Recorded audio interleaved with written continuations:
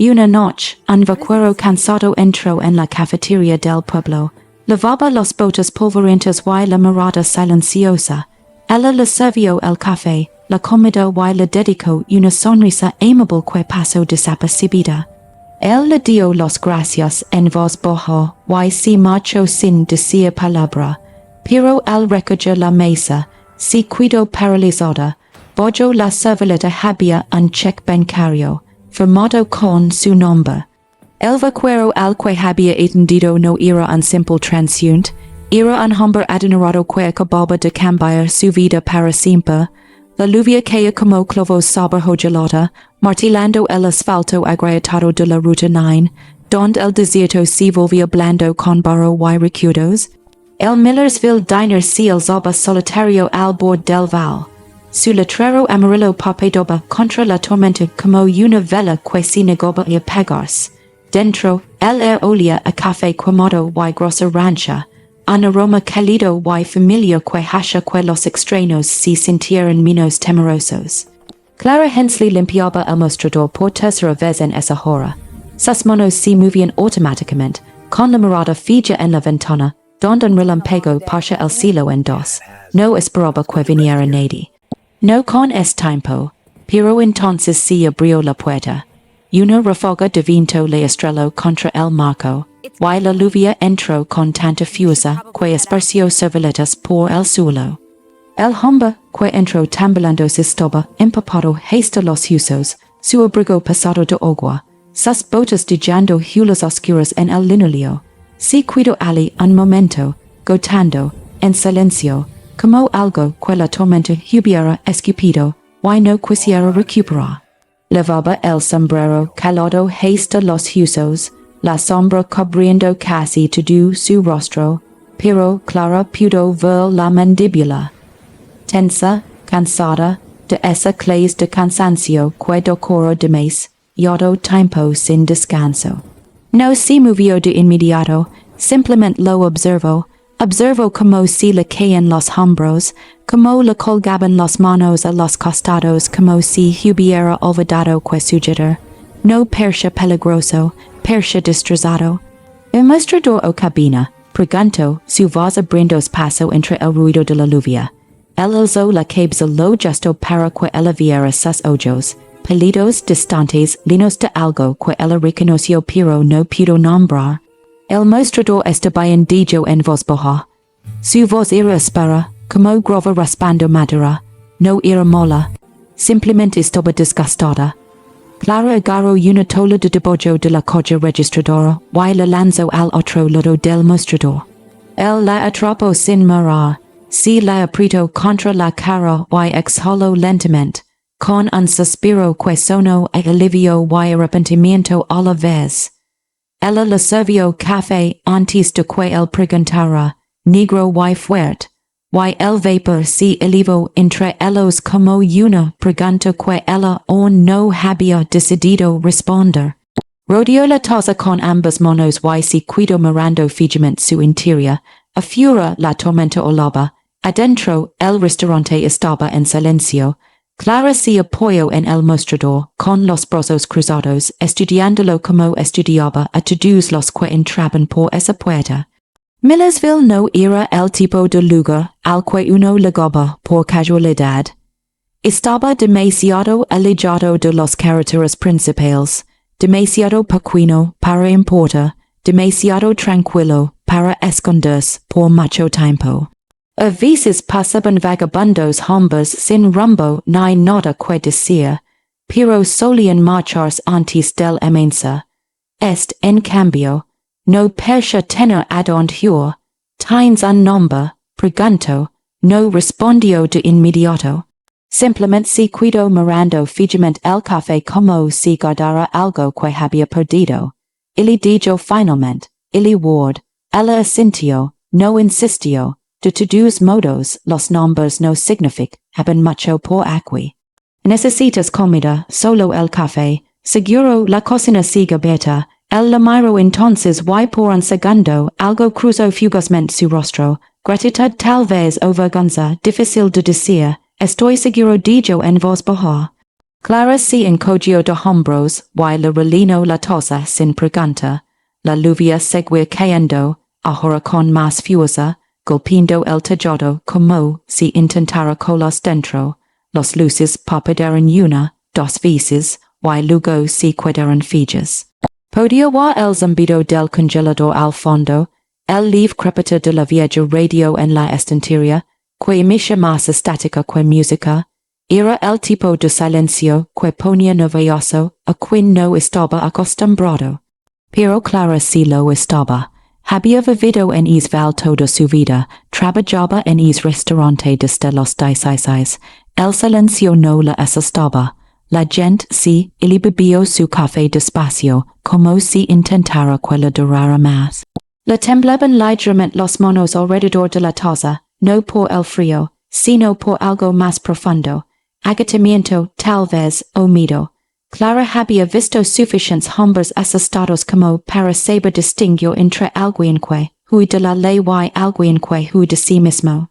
Y percha ambas cosas. La tormenta no amena dijo al cabo de un rato, mirando hacia la ventana donde la lluvia conversa el mundo en franjas grises y negras. No convino, los carreteras estaban inundadas mañana por la mañana.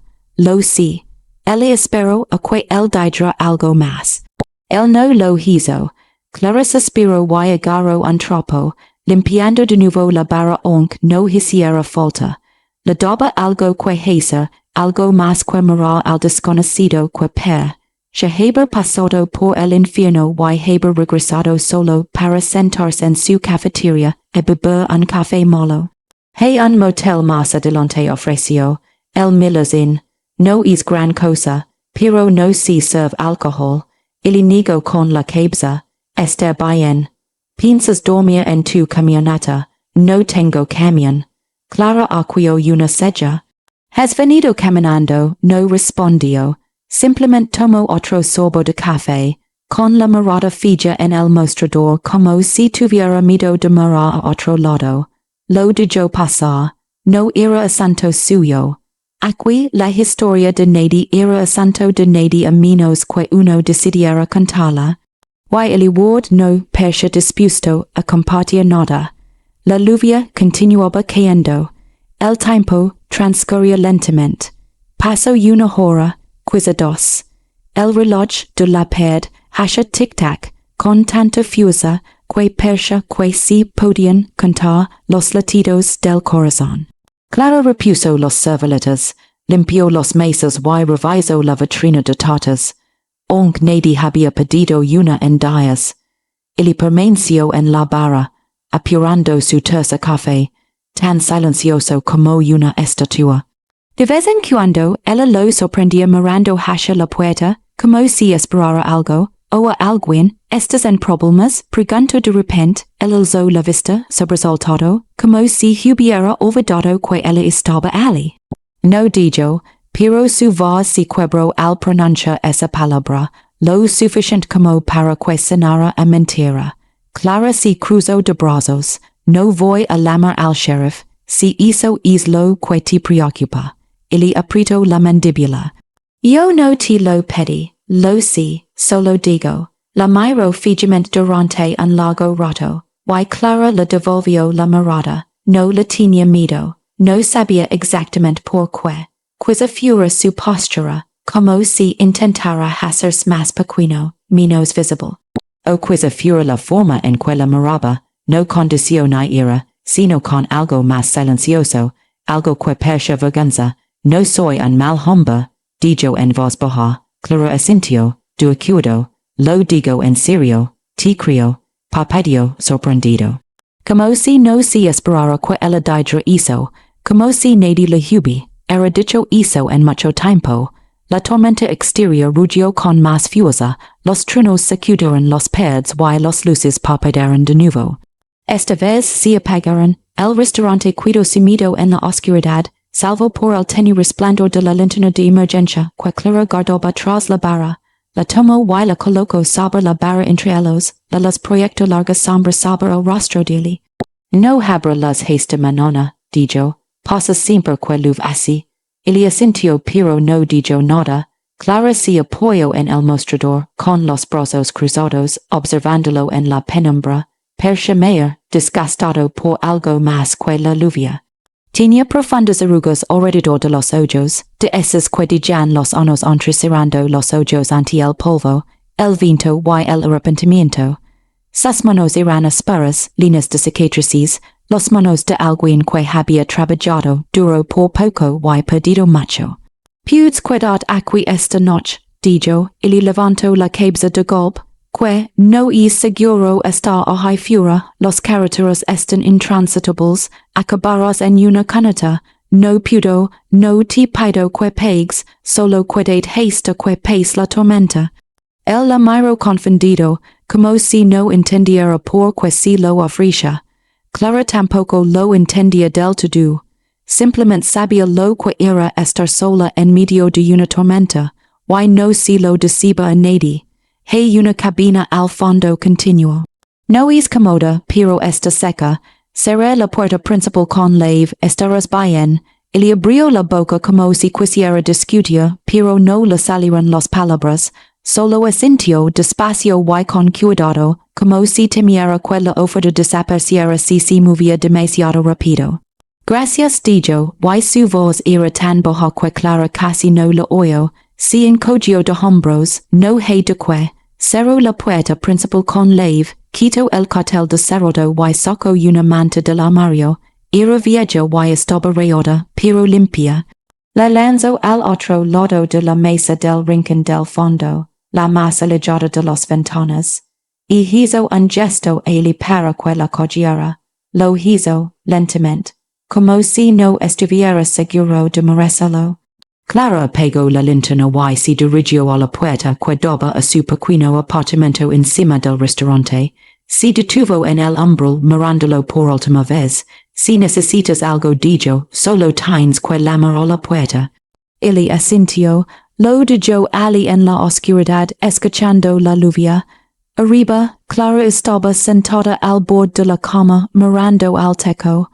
No sabía por qué le había permitido quedarse. No sabía por qué confiaba en él cuando ya no confiaba en casi nadie. Quizás era la forma en que la miraba, como si fuera la primera persona en mucho tiempo que no apartaba la mirada. O quizás era la forma en que temblaba al sostener la taza de café, como si temiera que se le resbalara de las manos. Afuera, la tormenta continuaba arreciando. Por dentro, Clara se preguntó si acababa de cometer un error. Pero cuando llegó la mañana, gris y fría, y bajó las escaleras para encontrar a ella despierto, doblando cuidadosamente la manta sobre la mesa, con las botas alénidas junto a la puerta, para secarse se dio cuenta de algo. Él no se había ido, y la tormenta tampoco. Clara estaba al pie de la escalera observándolo. Al principio, él no la veía. Estaba junto a la ventana, mirando la calle inundada, con las manos metidas en los bolsillos. La lluvia había amenazado de convertirse en llovizna, pero el cielo seguía plomizo, con nubes oscuras que se desplazaban lentas y bajas como si estuvieran a punto de estallar. El café está en la estufa, dijo. Él se giró sobresaltado de nuevo. Pudo pagarlo. Yo no te lo pedí. Clara pasó junto a él y sirvió dos tazas, deslizando una por el mostrador hacia él. La tomó, pero no bebió de inmediato. Simplemente la sostuvo en la mano, el vapor enroscándose entre ellas como un hilo de maíz, yado fino para contener nada. Las carreteras están inundadas, dijo. Probablemente el sheriff ya haya colocado barreras. Hoy nadie entra ni sale. Él asintió, y me lo imaginaba. ¿Tienes algún sitio al que negó con la cabeza? No, Clara lo observó. Entonces supongo que estás atrapado aquí. No respondió. Simplemente bebió su café a sorbos, despacio y con cuidado, como si temiera tomar demasiado. El restaurante estaba en silencio, vacío, La lluvia repiquitiba suavemente contra el cristal, y, a lo lejos un perro la droba. Clara incendió la radio y dijo que la estática llenara el silencio. A ella no le molestaba el silencio, pero sabía que a algunas personas no les gustaba. A él tampoco parecía importar. Siempre es así de amable con los desconocidos. Preguntó de repente. Clara le eco un vistazo. Me preguntas si me arrepiento, tal vez. Lo pienso, no. ¿Por qué no? Porque no me has dado ningún motivo para hacerlo. Él bajó la mirada hacia su café. Y por un momento, Clara creyó ver algo resquebrajas en su expresión. Algo suave y frágil que había estado reprimiendo con demasiada fuerza durante demasiado tiempo. No estoy acostumbrado a eso, dijo en voz baja, acostumbrado a que la gente no espera lo peor. Clara se apoyó en el mostrador con los brazos cruzados. Quizás te has juntado con la gente equivocada. Él sonrió apenas, y fue la sonrisa más triste que Clara había visto jamás. Afuera, seguía lloviendo, y dentro, entre dos desconocidos que habían encontrado refugio en la misma tormenta, algo silencioso comenzó a cambiar. No confío, todavía no, pero la posibilidad de ello, y en un lugar como Millersville, donde el viento traía más fantasmas que promesas, eso era suficiente. Pero cuando amaneció sobre la carretera empapada, Clara se dio cuenta de que el hombre no se había marchado, y la tormenta tampoco. La lluvia no cesó. Durante 3 días llovió, constante y implacable, conversión, de los caminos del val en ríos de lodo y recuerdos. Primero se inundó la carretera principal, luego el camino de acceso, y después el sendero de grava que conduce a Miller's Inn. El agua se acumuló en los canales, se extendió por el estacionamiento y, para la tercera mañana, Millersville era una isla, aislada del resto del condado por muros de agua marrón que se extendían hasta donde alcanzaba la vista. Clara estaba de pie junto a la ventana del restaurante, viendo como el mundo se ajugaba. Detrás de ella, él estaba fregando el suelo. Ella no se lo había pedido. Él simplemente había cogido la fregona esa mañana, silencioso como siempre, y se había puesto a trabajar. El agua de la inundación se había filtrado bajo la puerta durante la noche, dejando manchas oscuras en el linóleo. Y él se movía despacio, y con paso firme, empujando el agua hacia el umbral, como si intentara contener la tormenta con la única fuerza de su voluntad y sus manos curtidas. No tienes que hacer eso, dijo Clara sin volverse. Lo se respondió él, pero él siguió fregando. Clara observó su reflejo en el cristal. Se movía como un hombre acostumbrado a trabajar, con los hombros encorvados y las manos firmes. Había un ritmo en sus movimientos, algo casi meditativo. Se preguntó cuánto tiempo llevaba a la deriva. Cuánto tiempo llevaba solo. El café está listo, dijo. Él se detuvo, apoyó la fregona contra la pared y se secó las manos en los vaqueros. No dio las gracias, nunca lo hacha, pero asintió con la cabeza, y eso era suficiente. Se sentaron en la barra los dos, con el vapor saliendo de sus tazas, mientras la lluvia repiquitaba suavemente contra el techo. El restaurante estaba vacío, llevaba días así, nadie podía entrar ni salir. Clara había dejado de encender el cartel de abierto. No tenía sentido. ¿Crees que para pronto? Preguntó él. Clara se encogió de hombros. Es difícil decirlo. La última vez que la vio así, las carreteras estuvieron cortadas durante una semana. Él se quedó mirando su café. Una semana. ¿Tienes prisa? Dudo. No. Clara no lo creyó, pero no insistió. Había aprendido eso de él en los últimos 3 días. Solo hablaba cuando el silencio se volvía insoportable, e incluso entonces. Sus palabras eran lentas y cautelosas. como si temiera que pudieran delatarlo. Hay una fuga en la parte de atrás dijo de repente, encima del trastero, pudo arreglarla si tienes una escalera y algo de alquitrán, Clara lo miró, sabes como remendar antejado, si hacer muchas cosas. No pregunto qué tipo de cosas. Simplemente asintió y señaló hacia el armario. La escalera está ahí dentro. El alquitrán está en el cobertizo de atrás. Los llaves están colgadas en el gancho. Él se puso de pie, se bebió el café de un solo trago y se dirigió a la puerta. Él le gritó Clara, se detuvo y miró hacia atrás. ¿Por qué haces esto? No respondió de inmediato. Solo la miró con esos ojos pálidos y cansados, y por un momento, Clara pensó que tal vez le diría la verdad. Pero entonces negó con la cabeza, despacio y con cuidado, y salió a la lluvia. Al mediodía, la fuga estaba reparada. Al anochecer, la luz sobre la colla registradora volvió a funcionar. Clara ni siquiera había mencionado que estaba roto. Pero él sí había dado cuenta. Siempre se daba cuenta. Lo encontró en el rincón del fondo del restaurante, con las herramientas esparcidas sobre la mesa, la bombilla parpadeando al encender bajo sus manos. No levantó la vista cuando ella se acercó. Simplemente siguió trabajando, moviendo los dedos con una precisión que la sorprendió. Es muy hábil, dijo ella. Él la miró de reojo, y luego volvió a mirar la luz.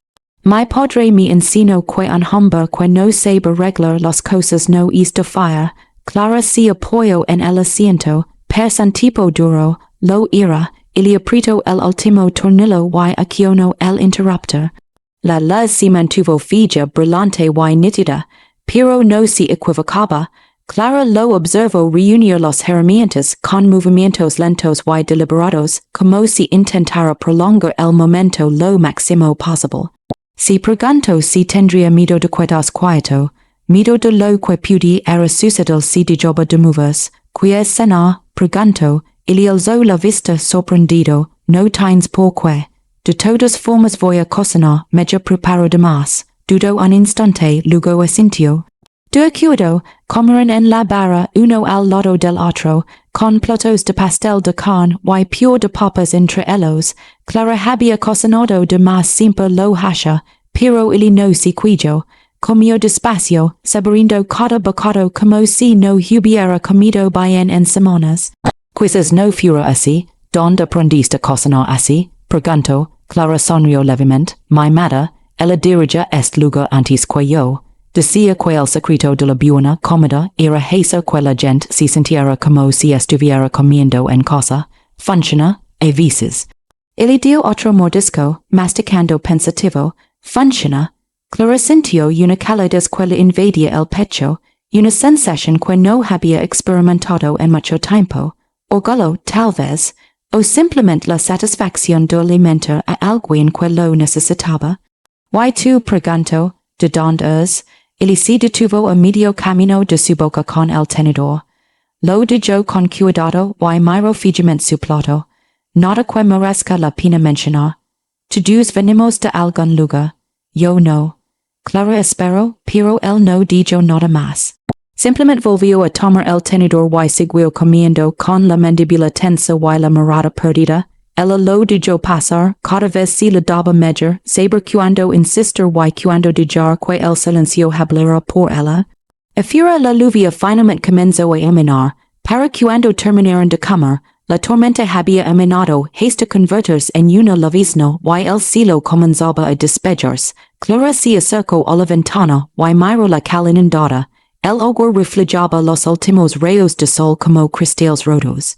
Pers que finalmente está amenando, dijo. Él se acercó a ella, con las manos en los bolsillos y los hombros encogidos. Sí, Clara le eco un vistazo. Podrás ir pronto. Los carreteros deberían secarse en un par de días. Él asintió pero no dijo nada. Clara volvió a mirar por la ventana. Pero no hace falta. Que vite, no tienes que ir. ili la miro confundido, por que curias que mi quedara, Clara si encogio de hombros. Me has ayudado mucho, y es agradable tener a alguien cerca. Soy un extraño, know. Ili la miro fijamente, y por un instante, Clara creo ver algo cambiar en sus ojos, algo suave y frágil, como una puerta entreabierta.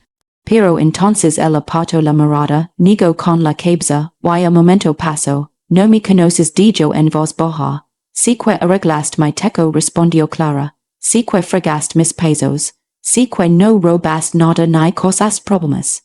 Eso es más de lo que pudo decir de la mayoría de la gente. Él abrió la boca como si quisiera discutir, pero no le salieron las palabras. Se quedó ali de pie, silencioso y inseguro, como si no supiera qué hacer con la amabilidad que se le ofrece libremente. Piénsalo dijo Clara, y volvió hacia la cocina, dejándolo solo junto a la ventana. A la mañana siguiente él seguía ali. Clara lo encontró a Fura, reparando la cerca que bordeaba el restaurante. La madera era vieja y estaba podrida en algunos tramos, astilada por años de viento y abandono. Él trabajaba despacio y con constancia, reemplazando tablas, clavando clavos, con la camisa empapada de sudor a pesar del fresco del aire. Clara le trajo agua. Si le bebió de un trago, devolvió el vaso y volvió al trabajo. No tienes que arreglarlo todo, dijo, lo sé. Entonces por qué estás aquí, él hizo una pausa, martillo en mano, y la miró, porque me dejaste quedarme. Clara no supo qué decir, simplemente asintió y lo dejó seguir con su trabajo. Para finales de la semana, las carreteras se habían secado y el pueblo comenzó a despertar. Los camiones pasaban, levantando polvo. La diligencia llegó tarde, cargada de periódicos, cartas y una pila de carteles de se busca, que el sheriff colocaría frente a su oficina. La gente empezó a regresar al restaurante. El viejo Earl, que siempre pedía huevos con tocino, y se quejaba del café. Betty Cross, que atendía la tienda de ultramarinos, y le gustaba chismorear sobre todo el mundo en el val. Tom Miller, dueño de la posada, que bebía demasiado whisky y nunca daba propina, todo se fijaron en él. ¿Quién es el nuevo? Preguntó Earl, señalando con la barbilla hacia la cocina, donde él estaba lavando los platos. Una amiga dijo Clara. Amiga, Betty se inclinó hacia ella con los ojos muy abiertos. ¿Desde cuándo tienes amigas? Clara la ignoró y le volvió a servir el café a Earl. ¿Tienes nombre? Preguntó Tom, entrecerrando los ojos hacia atrás. Oh, ili que, solo ili, Tom gruñó, no perste por aquí, no lo es. ¿De dónde es él, entonces? Clara dejó la cafetera con tanta fuerza que hizo temblar la encimera. Importa. Tom levantó las manos en señal de rendición. Solo preguntaba. Pero Clara lo veía en sus ojos, la sospecha, la curiosidad, el juicio fácil que se daba en los pueblos pequeños donde todos se conocían y los extraños nunca estaban de paso. Miraban a él como si fuera un enigma irresoluble, y eso los ponía nerviosos. Al final del día comenzaron los malos. Hoy que apareció en medio de la tormenta le dijo Betty a Earl en el mostrador. Hoy que no tiene camión ni caballo ni nada respondió Earl. Que clase de hombre viaja sin nada. Del tipo que está corriendo. Clara lo oía todo, siempre lo oía, pero no respondía. Se limitaba a servir café, a tomar pedidos, a seguir moviéndose como si las palabras no le afectaran. Él también lo oyó. Ella notó como si le tensaban los hombros cuando Tom le preguntó de dónde era. Vaya como le temblaban levemente las manos cuando Betty lo miró fijamente durante demasiado tiempo. Mantenía la cabeza gacha, trabajaba en silencio y no hablaba a menos que le hablaran. Esa noche, después de que cerrara el restaurante, Clara lo encontró sentado afuera en los escalones, Mirando fingiment el horizont donde el sol se ponía lento y roja. Estas bien, pregunto, ili no la miro. No confían en mí, no confían en nadie. Confían en ti. Clara se sentó a su lado, lo suficientemente cerca como para sentir el calor de su hombro. Eso es porque he estado aquí toda mi vida. Tú eres nueva, dales tiempo. No tengo tiempo. Clara lo miró. ¿Qué significa eso? Ili no respondió. Simplemente siguió mirando al horizonte, con la mandíbula tensa y los manos apretadas en el regazo. Ili dijo Clara en voz baja, ¿de qué estás haciendo? Cerró los ojos y, por un instante, Clara pensó que por fin sí lo diría. Pero entonces se levantó, se sacudió el polvo de los vaqueros y volvió a entrar sin decir palabra. Clara se quedó en los escalones, viendo desaparecer el sol, preguntándose cuánto tiempo tardaría el pasado en alcanzarlo. Y si ella seguiría de pie a su lado cuando eso sucediera. Los días se volvieron algo más suaves. El pueblo seguía murmurando, pero Clara dejó de escuchar. Ili seguía trabajando, y ella dejó de preguntar por qué. Cayeron en un ritmo silencioso, constante, como dos personas aprendiendo a respirar en la misma habitación sin chocar. Por las mañanas, ili se despertaba antes del amanecer y preparaba el café. Clara bajaba y encontraba la cafetería ya cálida, con las luces encendidas, mientras afuera aún reinaba la oscuridad. Vivían en silencio, contemplando la salida del sol sobre el val. La luz extendían, dos lenta y dorada sobre el polvo. Por las tardes ili arreglaba lo que hiciera falta. Un taburet roto, una bisagra suelta, la radio que quisperataba demasiado.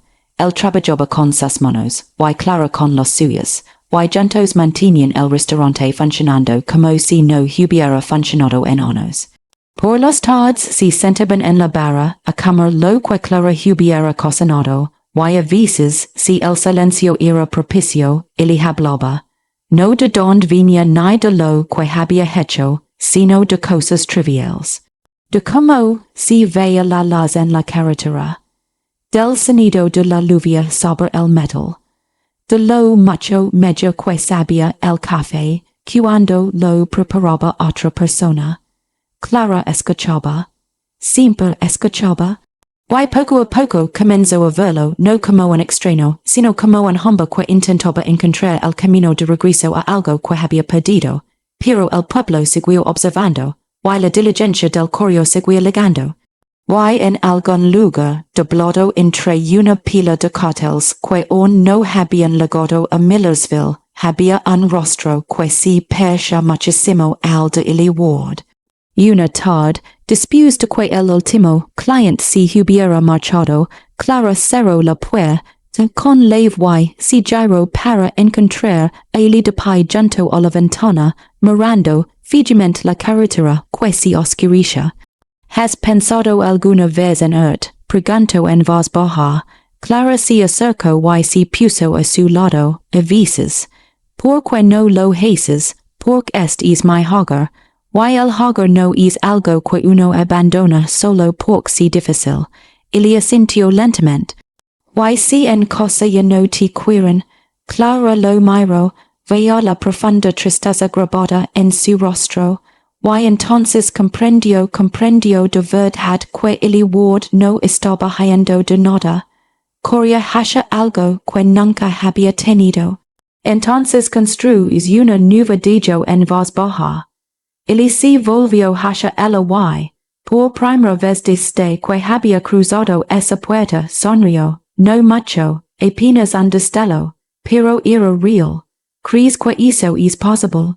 Preguntó Clara asintió, si afuera el cielo estaba despejado, las estrellas esparcidas como sal sobre un pano negro, la tormenta había pasado, los caminos estaban secos, y podía ir cuando quisiera, pero no lo hizo, y Clara no se lo pidió.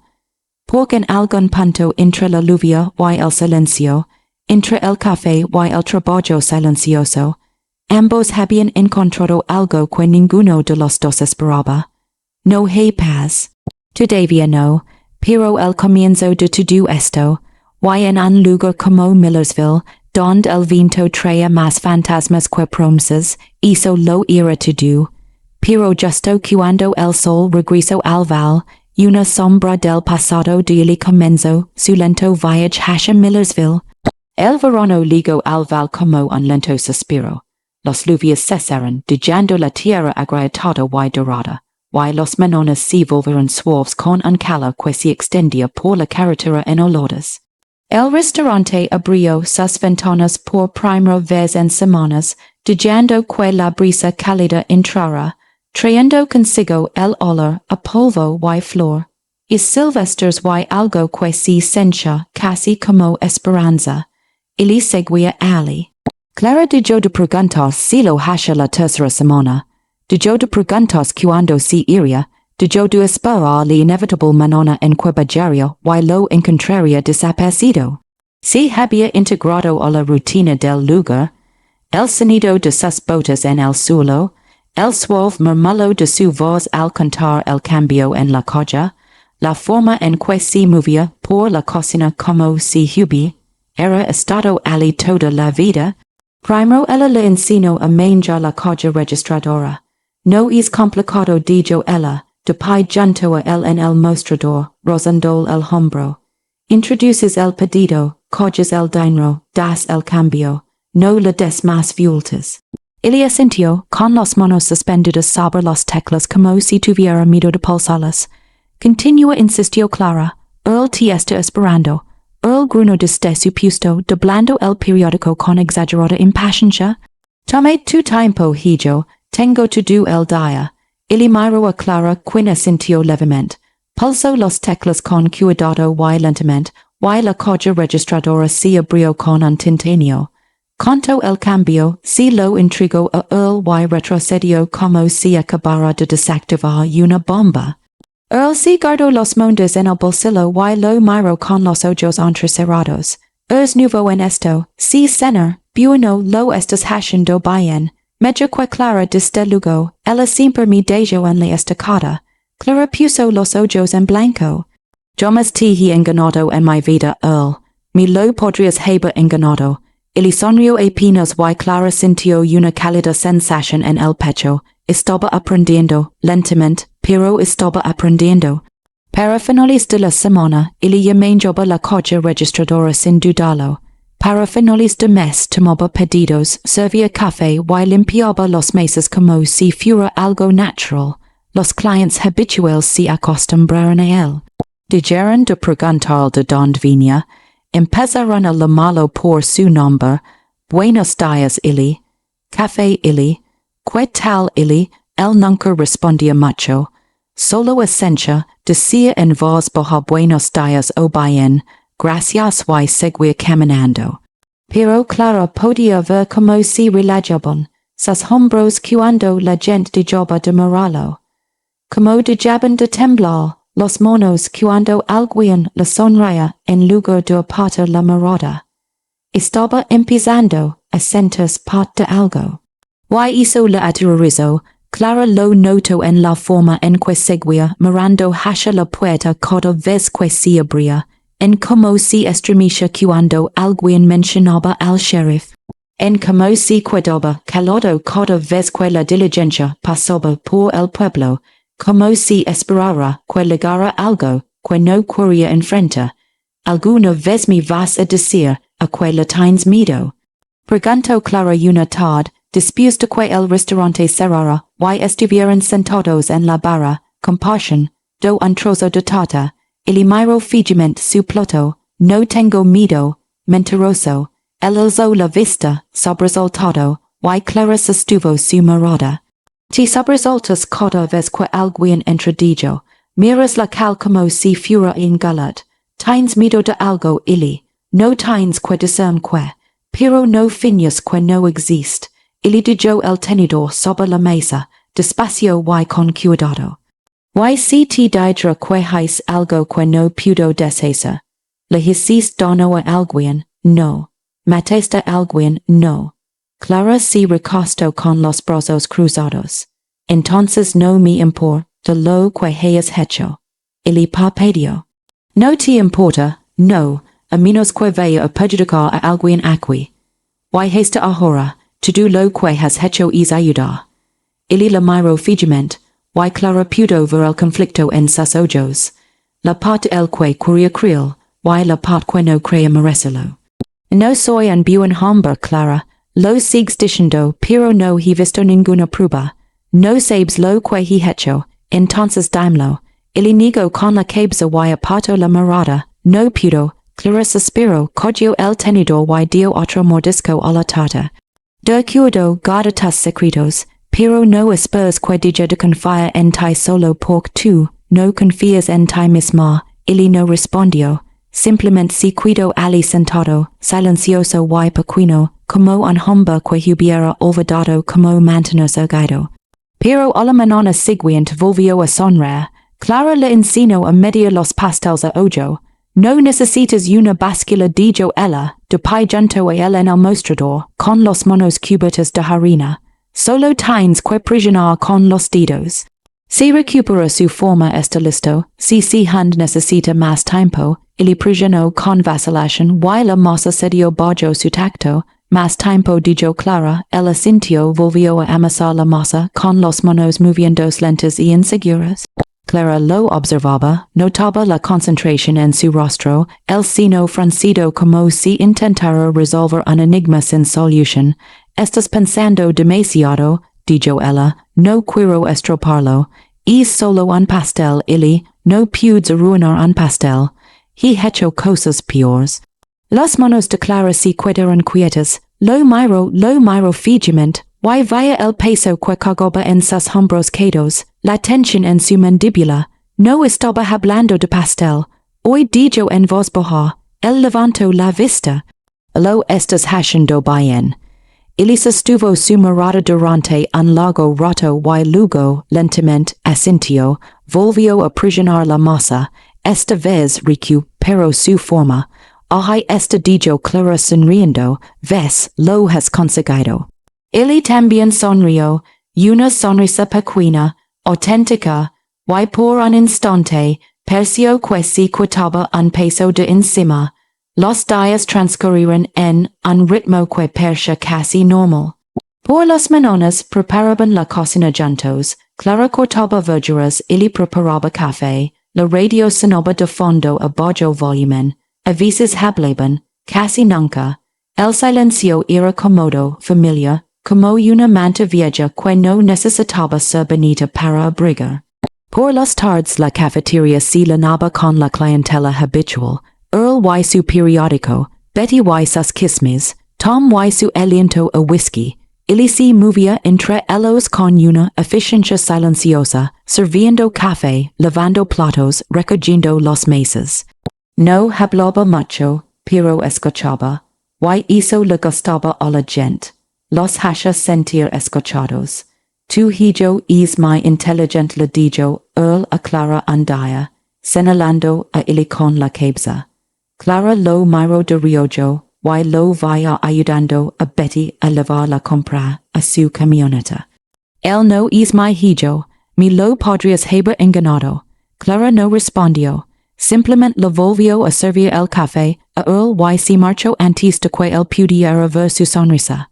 Por las tardes, después de que cerraba el restaurante, ili se dedicaba a arreglar cosas.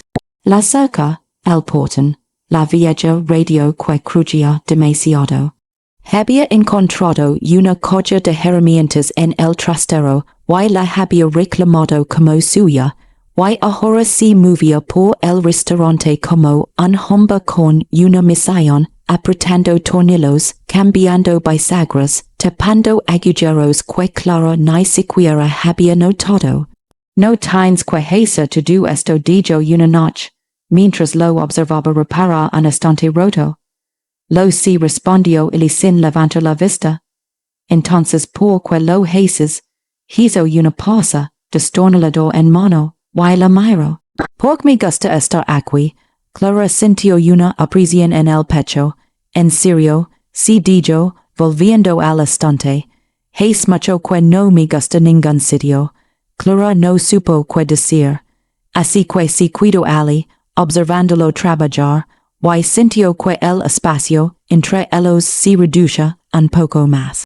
Una tarde il arregló su vieja radio, clara lo había dado por perdido hacia años, el aparato era antiguo, sujeto con cinta adhesiva, y mucha esperanza, y pasaba más tiempo creyendo que sonando. Pero il lo desmontó pieza por pieza, limpió los connections, cambió un cable, y cuando lo encendió, sonó nítido y potente. Una canción flotaba en el ambiente del restaurante, lenta, dulce, algo sobre la añoranza, y la distancia, y como el camino a casa nunca volvía a ser el mismo, una vez que lo dijobas. Il permaneció ali de pie, con los manos en los bolsillos, escuchando. Clara se acercó y se puso a su lado, había olvidado que esto podía sonar así. Es una buena radio dijo ili, solo necesitaba que alguien le prestara atención, Clara lo miró, si todo bien hizo, a que, presta atención a las cosas que otros olvidan. Il apretó la mandíbula y apartó la mirada, no soy bueno en mucho más, no me lo creo, debería. Clara extendió la mano y le tocó el brazo suavemente, ili mirem, lo hizo lentamente a regañadientes. Has hecho más por este lugar en unas pocas semanas que nadie en años, dijo. Me has ayudado a la gente que pasa por aquí. Has hecho que este lugar se siente menos solitario. Eso no es poca cosa. Il la miró fijamente y Clara vio algo resquebrajoso en su expresión, algo suave, frágil y desesperado, y si no es suficiente su zero, suficiente para compensar lo que he hecho. Clara sostuvo su mirada. No sé qué has hecho ili, pero si quien es ahora, y eso es lo único que me importa. Ili se le cortó la respiración, y por un momento, Clara pensó que iba a llorar, pero no lo hizo, simplemente asintió, tragó saliva con dificultad, y volvió a mirar la radio.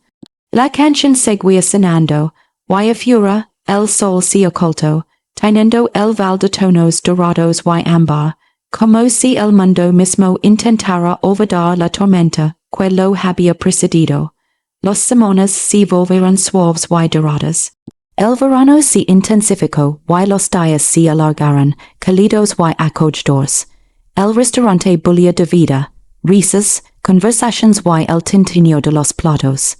Il se integró a todo aquello, y no era un extraño, sino el hombre tranquilo que te servía el café y recordaba como te gustaba. El pueblo dejó de murmurar, dejó de observar, empezó a aceptar.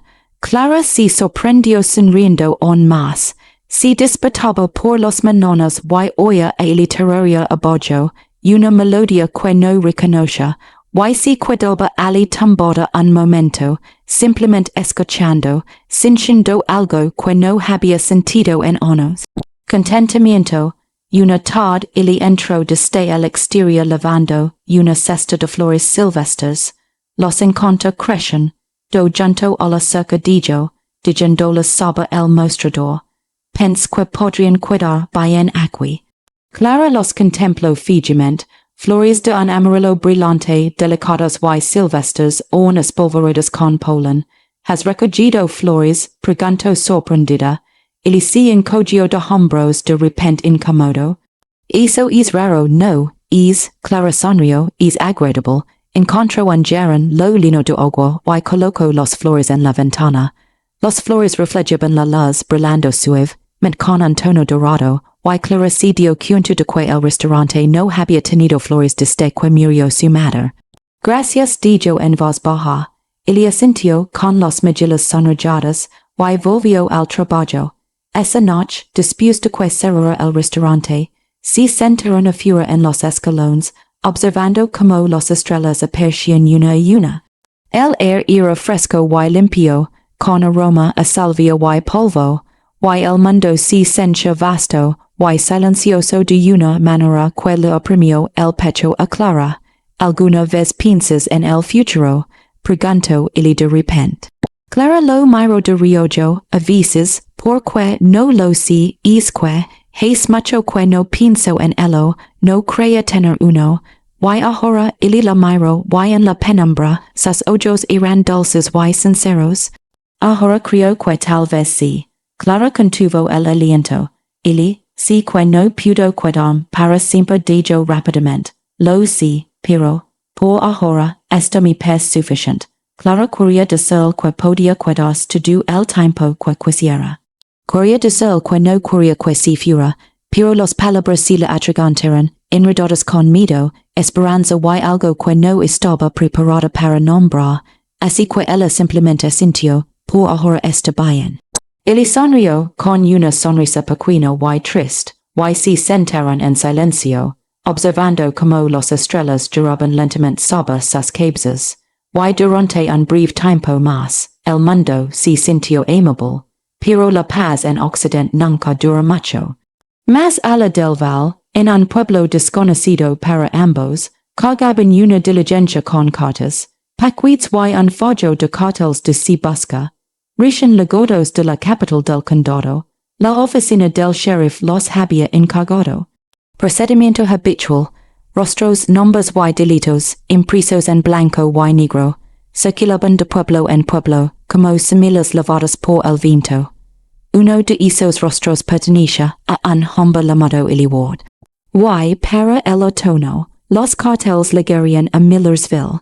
Pero por ahora, en aquella cálida noche de verano, con las estrellas en lo alto y el aroma de las flores, es silvestres que entraba por la ventana abierta, Clara y él se sentaron uno al lado del otro, y se permitieron creer que el mañana podría ser igual de amable que el hoy. Pero la paz en Occidente nunca dura mucho, y para el otoño la ciudad comenzó a recordar el precio de la bondad. El otoño ligó como un suspiro contenido. El aire se volvió fresco y nítido, con aroma a hojas secas y humo lejano. Las flores silvestres junto a la cerca se marchitaron y se tornaron marrones, sus pétalos esparcidos por la tierra como promesas olvidadas. Los mañanas llegaban más tarde, el sol salía lento y pálido, y los tardes caían más rápido, sumiendo el val en sombras antes de la cena. Clara sintió el cambio en sus usos, algo se avecinaba, no sabía qué, pero lo presencia en la forma en que el viento se movía, inquieto y errante. En la manera en que los habituales se demoraban tomando café, hablando en voz baja sobre los extraños que pasaban, sobre los problemas que se gestaban en los condados del Este. En la forma en que él había vuelto a mirar hacia la puerta, con los hombros tensos, su sonrisa desvaneciendo como humo. ¿Estás bien? Le preguntó una mañana, mientras lo observaba mirar por la ventana la carretera vacía. No respondió de inmediato, simplemente siguió mirando, con la mandíbula apretada y los manos aferradas al borde del mostrador. Oh, sí dijo finalmente, estoy bien, pero Clara sabía que no era así.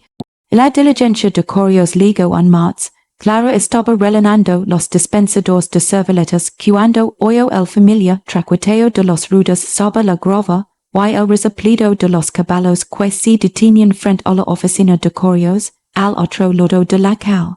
Miró por la ventana y vi al viejo Joe bajando del asiento del conductor, con una alforja de cuero al hombro, y el rostro curtido y cansado por el largo viaje, nota fuera de lo común. El entrenador venía todas las semanas, puntual como un reloj, pero esta vez, cuando Joe entró en la oficina del sheriff, llevaba algo más, un grueso rolo de papel atado con una cuerda. Clara observó por la ventana como el sheriff Dawson lo tomaba, lo desenrolaba sobre su escritorio y comenzaba a hojarlo.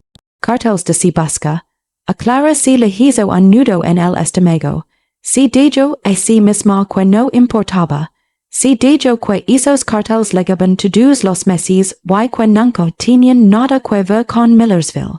Solo rostros de otros pueblos otras vidas, crímenes de personas que jamás habían pasado val. Pero cuando se dio la vuelta, él ya no estaba. Lo encontró en el trastero, sentado sobre una colla volcada, con la cabeza entre los manos. Oh, no levantó la vista. Clara cruzó la habitación y se agachó frente a él. Hablame, no pudo. Si pudes, simplemente has tenido demás y dormido para intentarlo. Él levantó la cabeza y Clara vaya amido en sus ojos, crudo y desesperado, como el de un hombre parado al borde de un precipicio. Mi voz alcanza su zero. Pense que tal vez, pense que si me quedaba calado, si trabajaba duro, si simplemente desapareció en este lugar, tal vez no me encontraría. Pero siempre lo hice, siempre, él, que hiciste, cerró los ojos, con la respiración entrecortada. Tom algo que no era mío. A Clara se le heló la sangre. Que te has tomado dinero, mucho dinero, la palabra flotaba entre ellos pesada y fría. Clara se sentó sobre sus talones tratando de asimilarlo, robaste alguien, un banco, pero no era, la voz de él se quebró. No era para mí, entonces para quién era. Él abrió los ojos y la miró con una expresión que podía ser de vergüenza o de desafío. Hombres estafados, mineros, trabajaron una mina durante meses, se dijeron la piel extra, yendo coba de la tierra, y el banco se negó a pagarlos. Dijeron que la mina era inválida, dijeron que no tenían la documentación, pero si la tenían, yo lo Roman 6, el banco simplemente no quería pagar. Clara lo miró fijamente, así que lo tomaste, tom lo que me debían. Y recorrí 3 condados para devolvérselo, y apretó los puños, pero el banco no lo vaya así, lo llamaron robo, pusieron precio a mi cabeza, $5,000. Clara sintió que el aire se le escapaba de los pulmones. $5,000, es dinero podría cambiar la vida a alguien aquí, podría comprar tierras ganado un futuro, hubo quienes mataron por menos. ¿Hace cuánto tiempo? Preguntó en voz baja. 8 meses. Y desde entonces no has dejado de huir. Él asintió bajando la mirada al suelo. Pense que podría escapar, pense que si seguía moviendo con la cabeza gacha, tal vez se olvidarían, pero no se olvidan, no cuando hay dinero de por medio. Clara se puso de pie lentamente con la mente a 1000 por hora. 8 meses. Había cargado con esto durante 8 meses, y nunca había dicho una palabra, nunca había pedido ayuda, nunca había confiado en nadie lo suficiente como para compartir la carga, hasta ahora. Alguien aquí lo sabe, preguntó. No use mi nombre real cuando, él se detuvo y la miró. Espera, Clara, ¿qué estás? Preguntó si alguien en este pueblo reconoce tu cara de antes. No. Nunca he estado aquí antes, pero si es cartel, entonces tendremos tiempo. Él se puso de pie y le agarró suavemente del brazo. Clara, no puedes involucrarte en esto. Ya estoy involucrado. No lo es. No lo sabías todavía puedes, que, hace como si no hubiera oído nada. Denunciat. Clara se soltó del brazo, con la voz endurecida. Eso es lo que crees que haría. El rostro de él se contrajo de dolor. Creo que deberías hacer lo correcto. Lo correcto es mantenerte a salvo. Clara no. Se acercó, sosteniendo su mirada. Escúchame, Illy Ward, no me importa lo que diga es cartel. No me importa lo que diga el banco. Hiciste algo bueno. Intentaste ayudar a gente que no podía ayudarse a sí misma. Eso no te convierte en un criminal. Eso te convierte en un buen hombre que fue castigado por hacer lo correcto. Él negó con la cabeza, su voz apenas un susurro. No lo entiendes, si me encuentran aquí, vendrán a por mí. Y cualquiera que me haya ayudado. No me importa, Clara, por favor. Dije que no me importa. Él la miró fijamente, con los ojos muy abiertos y incrédulos, y Clara vaya el momento en que algo se quebró en su interior, no de forma negativa, sino como cuando se rompe, uno presa al contenor el agua durante demasiado tiempo. Si giro con los hombros temblando, y clara si dio cuenta de que estaba llorando.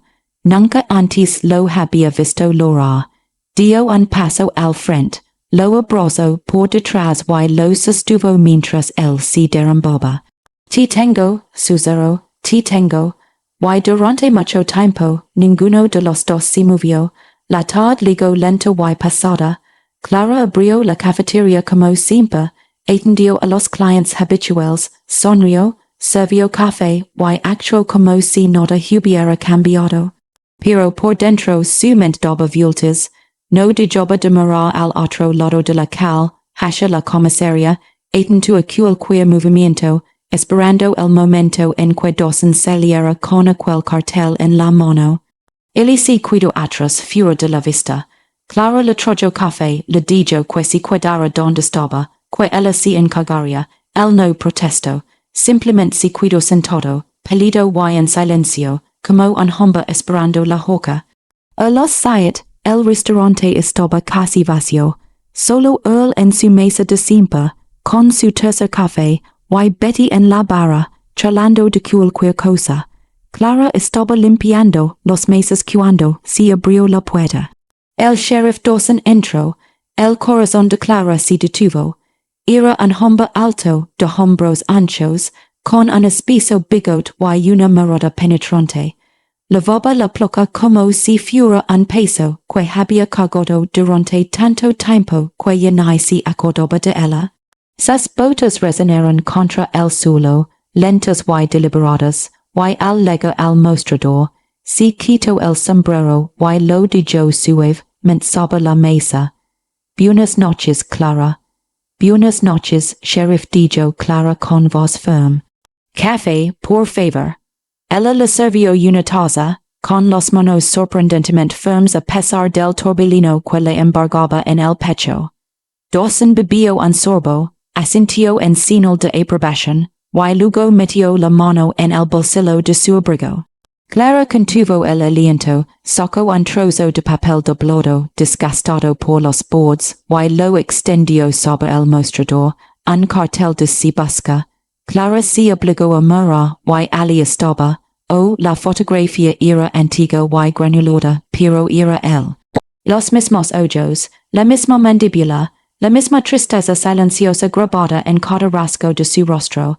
Las palabras sobre su foto eran crudas y implacables. Se busca por robo a banco y Franklin Ward recompensa, $50. Era 0. Clara sintió un vuelco en el estómago, pero mantuvo el rostro inexpresivo.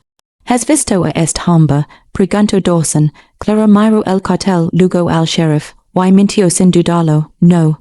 Dawson le estudió. Seguro miróla bien. Clara volvió a mirar esta vez más despacio, como si lo estuviera considerando seriamente. No lo creo, porque pasó por aquí, tal vez. Me informaron que lo vieron a 2 condados de distancia, dirigiéndose al este. Pense que podría haber pasado por Millersville. Clara se encogió de hombros. Pasa mucha gente por aquí, no pudo recordar todas las caras. Dawson asintió lentamente, pero sus ojos no se apartaron de los de ella. Este es diferente, $5,000 es mucho dinero, Clara. Si alguien de este pueblo lo vi, quizá quieren cobrarlo, pues yo no lo he visto. Y tu ayudante, el tipo que ha estado trabajando aquí. El corazón de Clara leía confusa contra sus costillas, y él, como si llama, ili que solo ili, no dio su apellido. Dawson entrecerró los ojos. ¿De dónde es? No pregunt. Cuando apareció, hace unos meses, durante la tormenta, y simplemente lo dejaste quedarse. No hiciste ninguna pregunta. Clara sostuvo su mirada, firme y inquebrantable. Necesitaba ayuda, si la di, eso es lo que hace la gente, sheriff. Dawson la miró fijamente durante un largo rato, y Clara sintió el peso de su sospecha oprimiéndola como una piedra, pero no apartó la mirada. Ni se inmutó. Finalmente Dawson recogió el póster, lo dobló y lo guardó de nuevo en su abrigo. si lo vestijo en voz baja avisame, por supuesto. Dawson si bebió el café de un trago, dejó la taza y si volvió a poner el sombrero. Camino hacia la puerta, con los espuelas tintineando, y Clara pensó que tal vez solo, tal vez si había salido con la suya, pero entonces se detuvo, regresó, Clara, si es ayudante tuyo, ¿dónde está ahora? A Clara si le secó la boca. En la parte de atrás, lavando los platos, Dawson asintió, le importaría si habló con él, porque, solo quiero hacer un par de preguntas, a ver si ha visto algo. Clara pensaba a toda velocidad. Podía negarse, podía decir a Dawson que volviera con una orden judicial, pero eso solo lo haría sospechar más. Y si volvía con agents, él no tendría ninguna oportunidad. Claro, dijo Clara con voz tranquila. Ir buscarlo. Camino hacia la cocina, con los piernas temblando y el corazón latiendo, con tanta fuerza que sentía que se le iba a salir del pecho. Empujó la puerta y encontró a él de pie junto al fregadero, con las manos aferradas al borde de la encimera, y el rostro pálido como la muerte. Lo había oído todo. Clara, no susurro, no digas nada, simplemente, si tú misma respondes sus preguntas, no mientas a menos que si necesario, me va a reconocer. Quizzes no, esa foto es vieja, tú has cambiado, no es suficiente. Clara le agarró la cara obligándolo a mirarla, y escúchame, no es un criminal, es un buen hombre que tomó una decisión difícil, no lo olvides, me oís, a él se le llenaron los ojos de lágrimas pero asintió. Clara lo soltó, retrocedió y empujó la puerta. Sheriff, ya ven, él salió lentamente secando las manos con una tola. No miró al sheriff, no miró a Clara, simplemente se quedó allí de pie con los hombros encogidos esperando. Dawson lo miró de arriba abajo, lento y deliberadamente. El restaurante quedó en silencio. Él dejó de leer el periódico. Betty dejó de hablar. Incluso la radio pareció contener la respiración. Dawson se acercó. Como te llamas, hijo? Oh, il vaciló, Ward. El silencio se prolongó, tenue y frágil. La mano de Dawson se movió hacia el bolsillo de su abrigo. El corazón de Clara se detuvo. Entonces Dawson sacó el póster, lo desplegó y lo sostuvo junto a la cara de él. La habitación se quedó helada. Clara observó cómo los ojos de Dawson se movían de un lado a otro del póster a la cara, de la cara al póster, y vaya el momento exacto en que lo reconoció. Bueno, dijo Dawson en voz baja.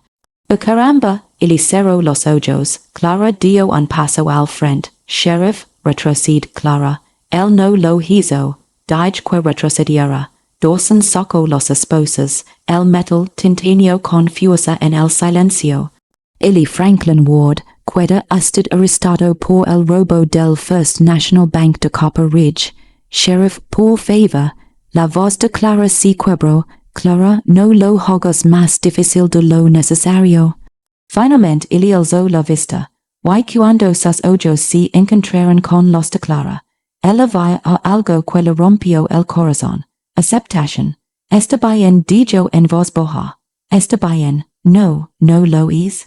Clara dijo con voz suave y tranquila, dejó hacer su trabajo. Dawson lo esposó, el metal se clavó en los manecas de él, y Clara sintió que algo dentro de ella se rompía. Quería gritar, quería luchar, quería interponerse entre ellos y negarse a moverse, pero él negó con la cabeza, levemente. Y ella lo entendió. Esto iba a suceder de todas formas. Dawson lo condujo hacia la puerta, con una mano en el hombro de él, y Clara lo siguió, con la vista nublada por las lágrimas que se negaba a dejar caer. En la puerta, él se detuvo. Regresó. Gracias, dijo en voz baja. Por todo, Clara no podía hablar. Solo podía mirar como Dawson lo empujaba a furia al fresco air otoñal, bajo un cielo cargado de nubes que prometían lluvia. Earl si puso de pai y miro por la ventana, veía, siempre fu él. Betty si levo la mano a la boca. Dios mío, Clara, lo sabías. Clara no respondió, simplemente si cuido ali, mirando fijamente la puerta baja, escuchando el sonido de los botes de que si perdían en la distancia. A fura, retumbaba el trueno, la tormenta volvía, y esta vez, Clara no creo que si iría llamas, si cuido junto a la ventana observando como Dawson acompañaba a al otro lado de la calle, pasando la oficina de correos, la tienda de ultramarinos, hacia la pequeña cárcel que se alzaba en los afueras del pueblo. La gente salía de sus cosas, atraída por el alboroto, cachichando y señalando. Clara veía sus rostros, algunos curiosos, otros satisfechos, otros hambrientos ante la idea de $5,000 que jamás verían. Él mantuvo la cabeza gacha, no miró a ninguno de ellos, y Clara pensó que nunca había visto a un hombre con una mirada tan solitaria. La puerta de la cárcel se cerró tras él con un fuerte estrépito que resonó por todo el val, y Clara se quedó allí temblando, con las manos apretadas contra el frío cristal, y hizo una elección. No iba a dejar que él afrontara esto solo, ahora no, nunca. Pero antes del siguiente amenaza, Clara tomaría una decisión que le costaría todo lo que había construido. El restaurante permaneció abierto esa noche, pero no vino nadie. Clara estaba detrás del mostrador, con las luces encendidas y la cafetera llena, esperando a los clientes que no se atrevían a entrar por esa puerta. Sentía el juicio de los demás desde el otro lado de la calle, filtrándose a través las paredes como una brisa fría. Al amenazar, todo Millersville sabría que había dado refugio a un fugitivo, que le había mentido al sheriff, que había antepuesto un criminal a su propia gente. A ella le daba igual. A medianoche cerró la puerta con llave, apagó las luces y subió las escaleras. Hasta su apartamento, no durmió, simplemente se sentó junto a la ventana, mirando la cárcel de enfrente, observando la única linterna encendida en la ventana de la celda de allí. Cuando amaneció gris y frío, Clara ya estaba vestida. Preparó una cesta con pan, queso, el último trozo de tarta, manzana y un termo de café, y cruzó la calle. El pueblo aún dormía, el cielo estaba cargado de nubes que no se decidían si llover o simplemente permanecer en el aire. El crujido de sus botas sobre la grava resonaba en el silencio, y al llegar a la cárcel vaciló. Entonces ella llamó a la puerta. Sheriff Dawson abrió la puerta, todavía con la ropa del día anterior, y los ojos rojos por la falta de sueño. Clara, trae comida. Dawson miró la cesta, luego su rostro. Para él, sí, no deberías estar aquí. Lo sí. Dawson suspiró y se hizo a un lado. 5 minutos. Es todo lo que pudo ofrecer. Clara pasó junto a él y entró en la penumbra de la cárcel. Solo había 2 celdas, una vacía y otra ocupada. Él estaba sentado en la estrecha litera, con la espalda contra la pared, mirando al vacío. Levantó la vista al ver sus pasos, y algo fugaz cruzó su rostro. Sorpresa, luego dolor. Clara, no deberías. Te trae el desayuno. Ella dejó la cesta en el suelo junto a los barrotes, y él la miró fijamente como si no entendiera que era. No tengo hambre dijo en voz baja. Tienes que comer. Clara, por favor. Algo en su voz lo hizo moverse, se deslizó de la cama, cruzó hasta los barrotes y se arrodilló. Sus manos se extendieron entre los barrotes, con cuidado de no tocar los de ella, y acercó la cesta. Tomó primero el pan, arrancó un trozo y lo comió despacio, mecánicamente, como si lo hubiera olvidado. Clara lo observó con un nudo en la garganta. Me van a mandar a Copper Ridge dijo él tras un momento. El juicio es dentro de 2 semanas. Dawson dice que probable, ment me den 10 años si tengo suerte, 20 si no, eso no está bien. Es la ley está equivocada. Él la miró y bojó la pálida luz de la manona, sus ojos parecían más viejos que ella. Deberías Clara, antes de que la gente empiece a hablar, ya están hablando. Entonces deberias antes de que empeor, clara nigo con la cabeza, no te voy a dejar, tines que no lo creo. Ili dejó el pan sobre la mesa, con los manos temblando, clara escuchem, cuando la gente se enter de que me ayudaste cuando se enteren de que lo sabías y no dijiste nada se volveran contra ti. Te harán la vida impossible, no pudes, me da igual lo que hagan. Si dijo con la voz quebrada, me importas, me has dado más de lo que merezco, más de lo que nadie me ha dado jamás. No puedo permitir que tiras tu vida por la borda por la mía. Clara se arrodilló hasta quedar frente a frente con él, con los brazos de giro entre ellos como una herida que no cicatrizaba. Escuchem ili ward, no estás tirando nada a la basura. Intentaste ayudar a gente que no podía ayudarse a sí misma. Hiciste algo valiente y bueno, y te han castigado por ello desde entonces. Eso no es justicia, eso es crueldad. El banco no lo ve de esa manera. Entonces el banco se equivoca, y voy a demostrarlo. Los ojos de él se abrieron de par en par, que voy a ir a Copper Ridge, voy a averiguar exactamente qué pasó y voy a testificar en su juicio. Clara, no puedes detenerme, te destruirán, que lo intentan. Él extendió la mano a través de los barrotes y le agarró antes de que pudiera zafarse. Su agar era desesperado, su palma, áspera y cálida, se contraía a la de ella. Por favor susurró, por favor no hagas esto. Clara sostuvo su mirada, firme y segura. Lo harías por mí. El rostro de él se contrajo, eso es diferente, no lo es. Se quedaron así, con las manos entrelazadas a través del giro, hasta que docena claro su garganta desde la puerta. Se acabó el tiempo, Clara. Clara apretó la mano de él una vez más y la soltó. Se puso de pie, recogió la cesta vacía y caminó hacia la puerta sin mirar atrás.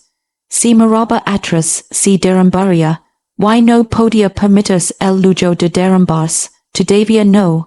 Clara la llamó él. Se detuvo pero no se giró, gracias. Clara asintió, tragó saliva con dificultad y salió al frío air de la mañana. Al mediodía, los donos ya habían comenzado. Clara abrió el restaurante a la hora de siempre, pero los clientes habituales no vinieron. Earl no apareció por sus huevos con tocino. Betty no vino a tomar café y charlar. Tom Miller no entró tambaleándose con Ola, a whisky y malas decisions. Los meses permanecieron vacíos. La caja registradora permaneció en silencio. A los dos en punto, alguien lanzó una piedra contra la ventana delantera. Clara oyó el estruendo, via los cristales esparcidos por el suelo como estrellas fugaces y se cuidó ali mirándolos fijamente. No loro, no grito, simplemente agarró la escoba y empezó a barrer. A los tres en punto, alguien había pintado la palabra traidor en la fachada del edificio con pintura roja que gotaba como sangre. Clara se quedó de pie en el estacionamiento. Con los brazos cruzados mirándolo fijamente, pasaron algunas personas vecinos que conocían de toda la vida, miraron la palabra, la miraron a ella y siguieron caminando. Nadie ayudó, nadie habló. A las 5 en punto el restaurante seguía vacío, y Clara sabía que no volvería a llenarse. Cerró la puerta con llave, colgó el cartel de cerrado y se sentó en la barra, en la oscuridad que se cernía sobre ella. Por la ventana rota entraba una brisa fría con olor a otoño y a finales. Podía ver como el viento arreciaba a furia, haciendo vibrar el cartel y trayendo consigo susurros que no necesitaba. Y para comprender, ella ya había tomado su decisión, y le iba a costar todo. Esa noche Clara contó sus ahorros, $347. Era todo lo que tenía, cada propina, cada moneda suelta, cada dólar que había ahorrado para emergencias. No alcanzaba para arreglar la ventana, no alcanzaba para pintar la pared, no alcanzaba para sobrevivir si el restaurante permanecía cerrado. pero fue suficiente para llegar a Copper Ridge. Preparo una maleta, dos vestidos, un abrigo, una fotografía de su madre, y se acostó sin cenar. El sueño le ligó a rotos, interrumpido por el sonido del viento, voces lejanas y el recuerdo de la mano de él entre los suyos. Cuando despertó antes del amanecer, su decisión estaba tomada. La diligencia a Copper Ridge salió a las 8. Clara llegó a la estación a las 7, con su bolso en una mano y sus ahorros en la otra. El empleado del billet la miró, como si fuera una desconocida, y tal vez ahora lo era.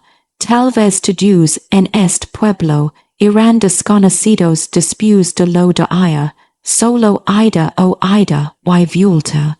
Preguntó el agent. Ida y Violta dijo Clara, aunque no sabía si era cierto. El viaje duró 2 días.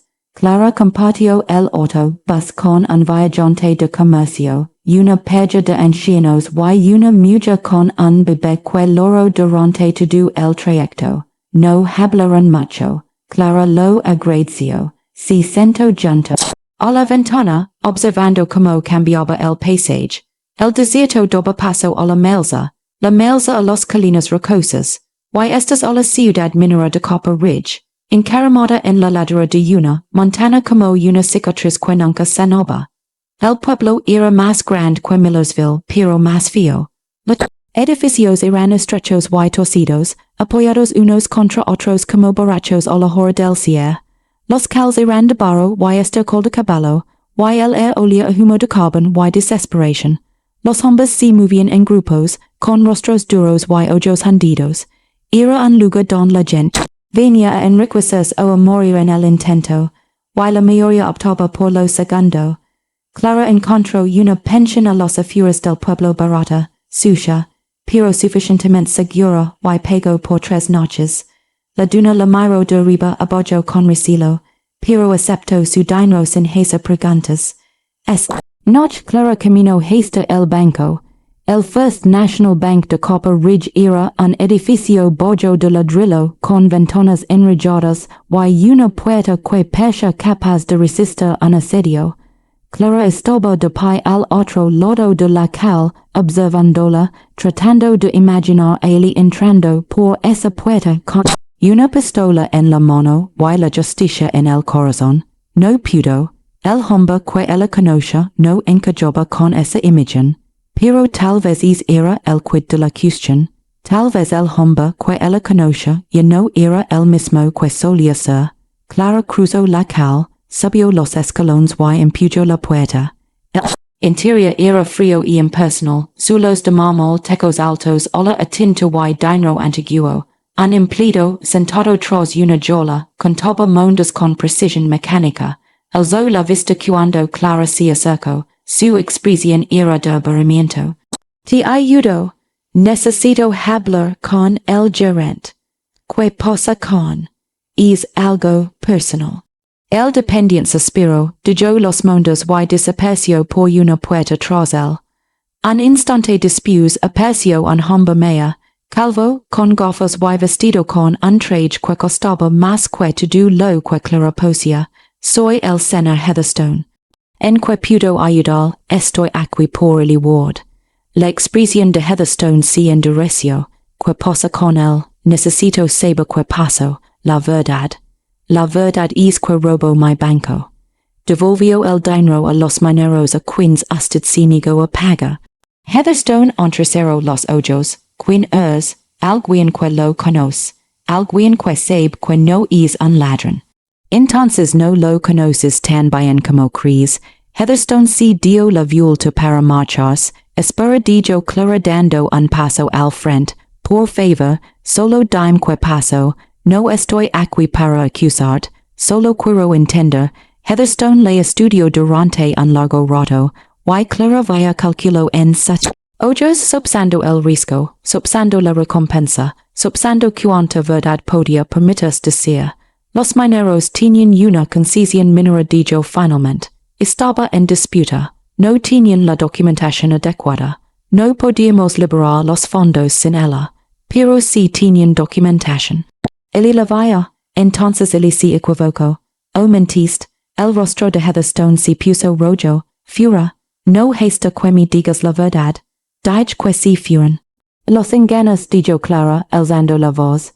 Enganos de hombres que si dijeron la piel por ti, y cuando ili intento enmendarlo, lo taqueste criminal. Heatherstone se acercó, con voz bajo y amenazante. Escuchem con atención. Es hombre robo $15,000 de este banco. No me importa. Sus motivos, no me importa la historia que te haya contado. Es un ladrón y va a la cárcel. Y si sigues hashen, do preguntas, acabarás entrerijas con él. Clara sostuvo su mirada, negandosa pestaña. Entonces supongo que nos veremos en el juicio. Si dio la vuelta y salió, con el corazón latiendo confusa, los manos temblando de rabia, miedo y algo que casi perdió esperanza. Porque ahora lo sabía, Heatherstone mentia, y a los mentirosos si les podía quebrar. Clara pasó los 3 días siguientes cavando, habló con los mineros en los salones preguntando sobre la concesión minera, sobre el dinero, sobre lo que realmente había sucedido. La mayoría tenía demasiado miedo para hablar. Heatherstone era dueño de la mitad de los negocios del pueblo, y enfrentarse él significaba perder el trabajo. Pero algunos hablaron en voz baja en rincones donde nadie podía oírlos y le contaron la verdad. La reclamación era legítima, los mineros tenían la documentación, pero Heatherstone quería la tierra para sí mismo, así que se negó a pagar, sabiendo que los mineros no podían permitirse litigar contra él. Lo habrían perdido todo. Si él no hubiera intervenido, Clara lo anotó todo, cada nombre, cada detalle, cada prueba que pudo encontrar. Al cuarto día, ella fue al juzgado. El edificio era imponente de piedra y hierro, construido para intimidar, pero Clara entró con la cabeza bien alta. Encontró la oficina del secretario. Pidió hablar con el fiscal, y esperó 2 horas antes de que finalmente la atendiera. El fiscal era joven, ambicioso, con el pelo engominado hacia atrás y una sonrisa que no le llegaba a los ojos. La señorita Hensley, ¿verdad? Sí, entiendo que desea testificar en nombre de el ward. Sí, y que es exactamente lo que piensa decir. Clara le contó todo, los mineros, la reclamación, los mentiras de Heatherstone. El fiscal escuchó sin interrumpir, con expresión indescifrable.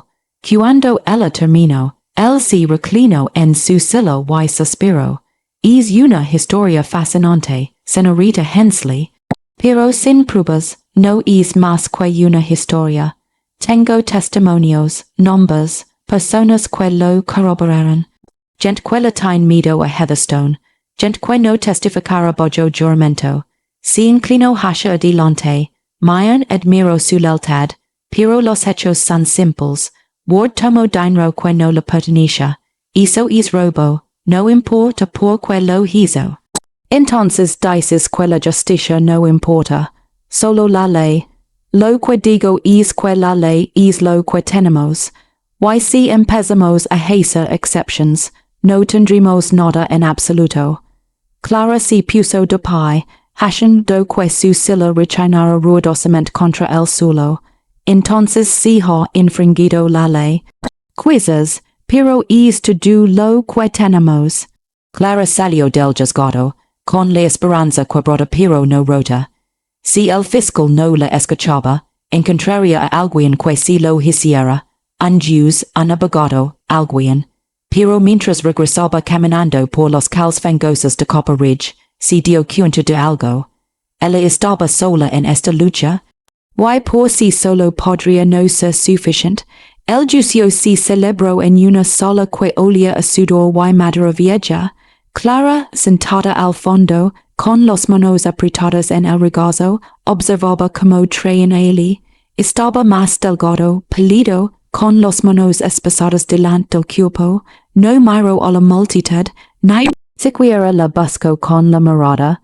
Mantuvo la vista fija en el suelo, como si ya hubiera aceptado su destino.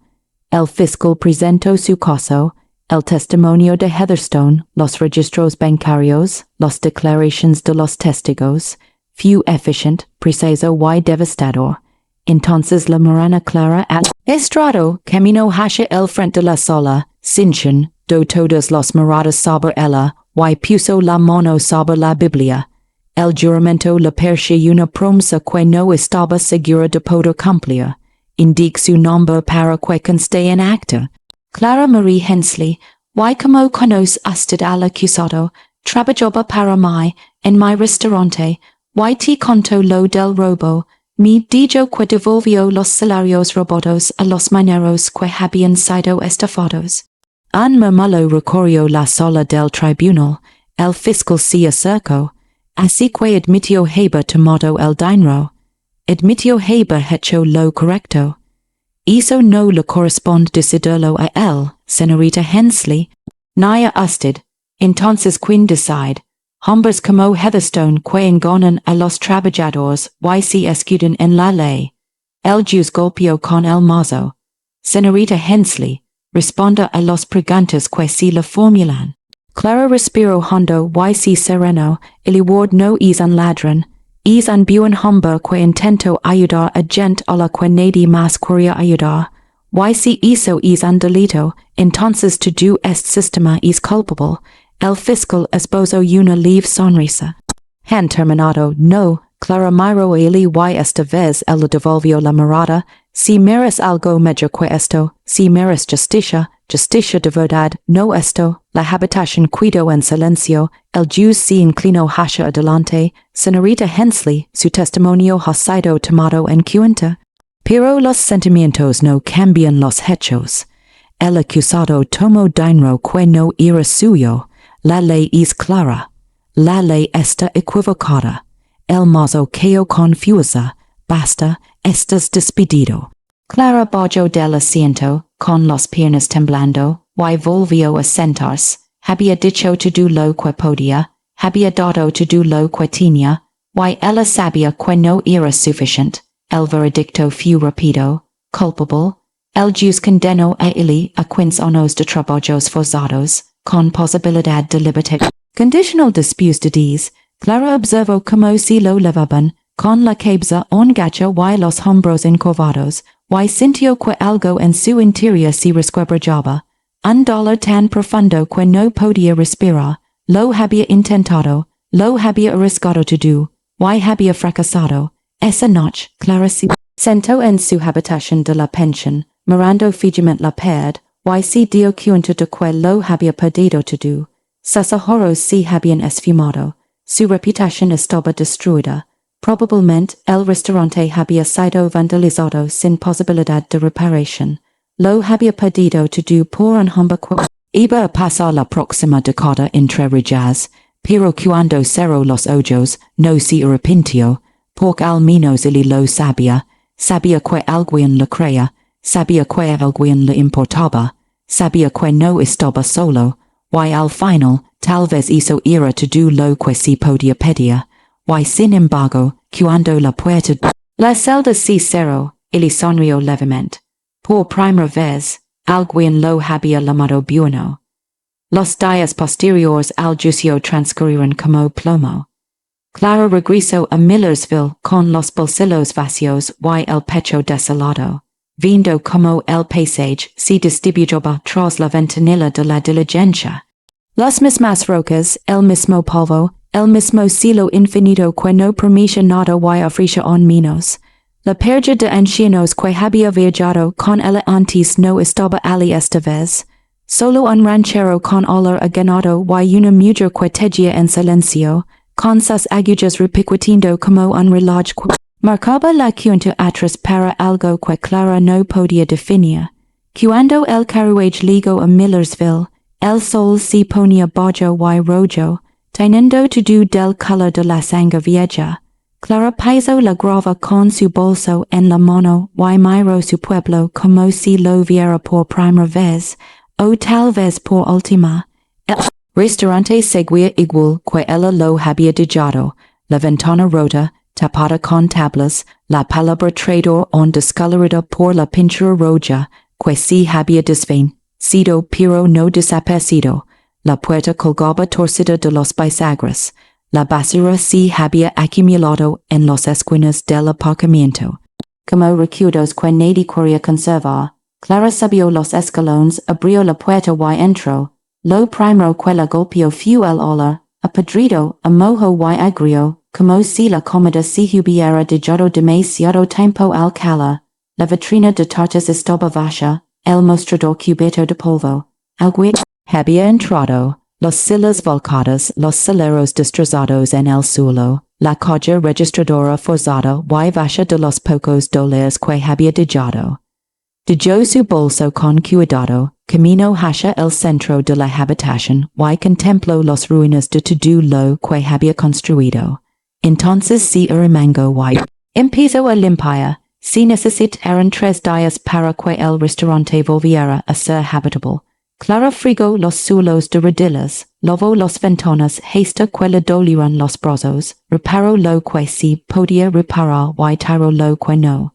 Pintó sobre la palabra en la pared exterior 3 copas, porque Rojo seguía traspasando como una herida que no cicatrizaba. Nadie vino a ayudar. Veía pasar a la gente Earl, Betty, Tom, otros cuyos nombres conocía de toda la vida, y la gente miraba el restaurante, la miraba a ella y seguía caminando. Algunos parecían avergonzados, la mayoría parecía satisfecha. Como si hubieran decidido que si lo merecía, Clara no les gritó, no suplicó perdón ni comprensión. Ella siguió trabajando, al cuarto día, ribrió, encendió las luces, giró el cartel abierto y se colocó detrás del mostrador con una cafetería de café recién hecho y una esperanza tan frágil. Parecía sostener humo, no vino nadie, día no la siguiente, para finales de la semana, los ahorros de Clara se habían agotado. El banco le envió una carta por impago. La empresa de suministros se negó a entregar el producto hasta que saldara su cuenta. Estaba a 2 semanas de perderlo todo. Y no tenía nada que vender.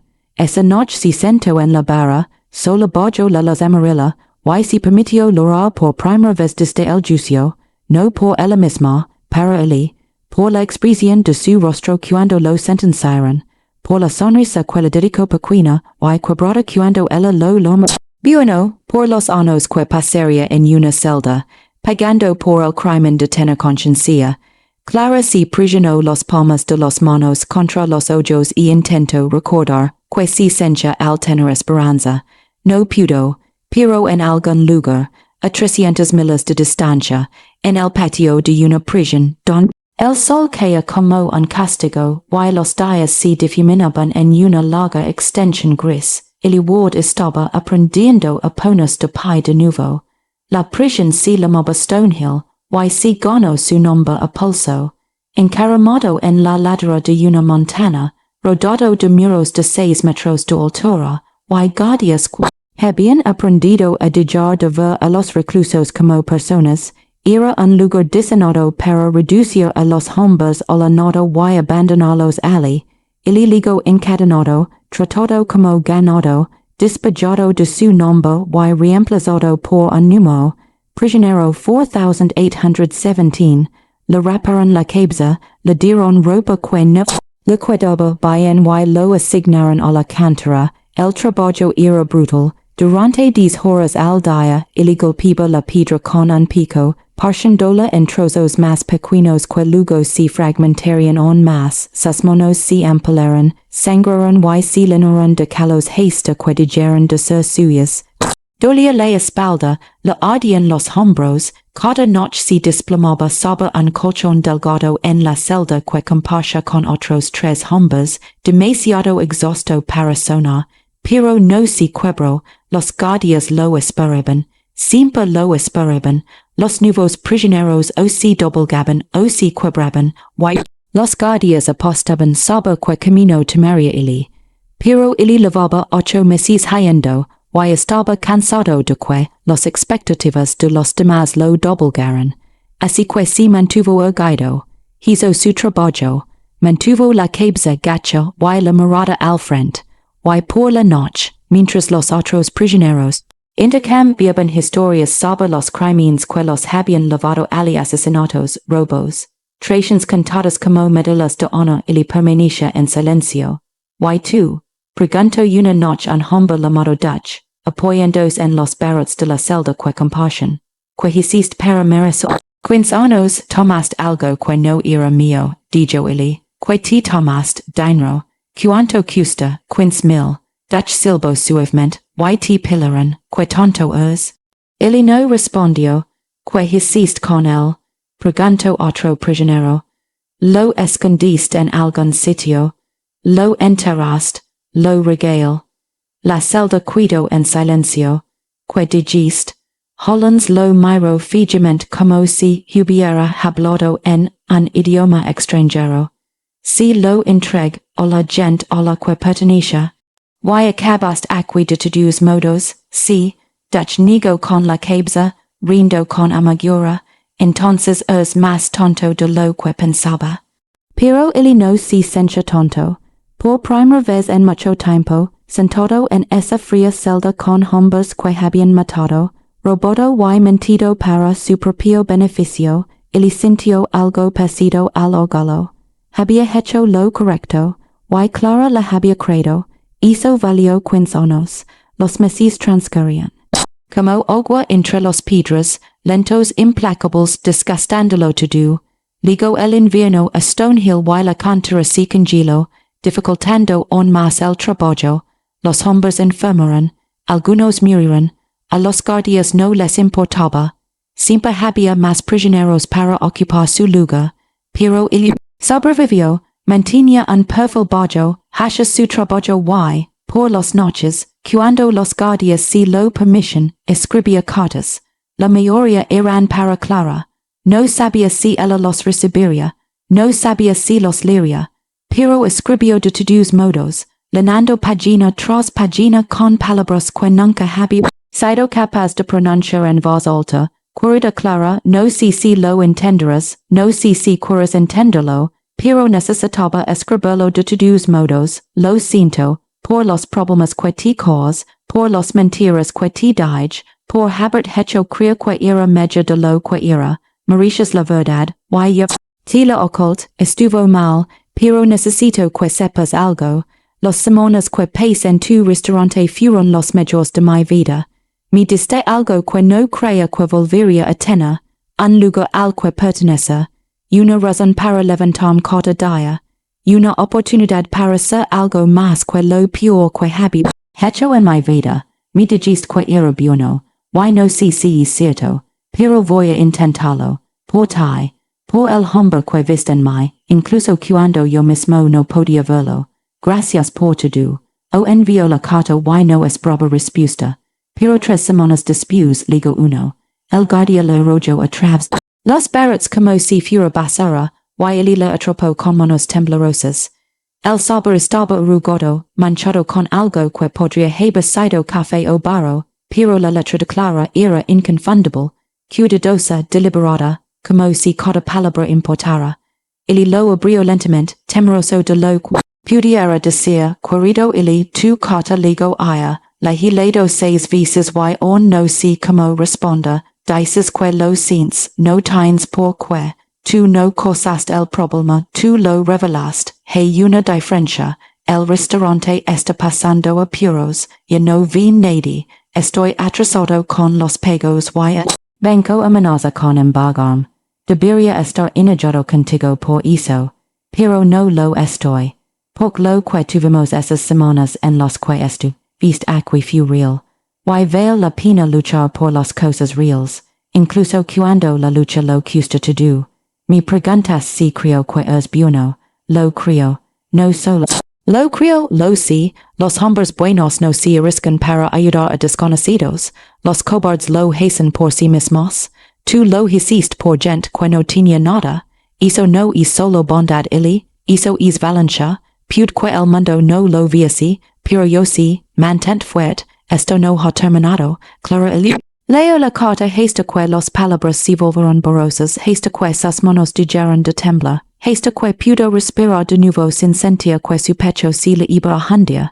Ella no había perdido la esperanza en él. Y si ella no se hubiera rendido, él tampoco lo habría hecho. El invierno Paso a la primavera, y algo inesperado comenzó a susta, la noticia se extendió. Al principio, solo se oyen susurros entre los presos. El hombre que había robado para devolver lo robado, el ladrón que en realidad no era ladrón. Luego la noticia llegó a los guardias, quienes se lo contaron a sus familias. Finalmente llegó a los periódicos.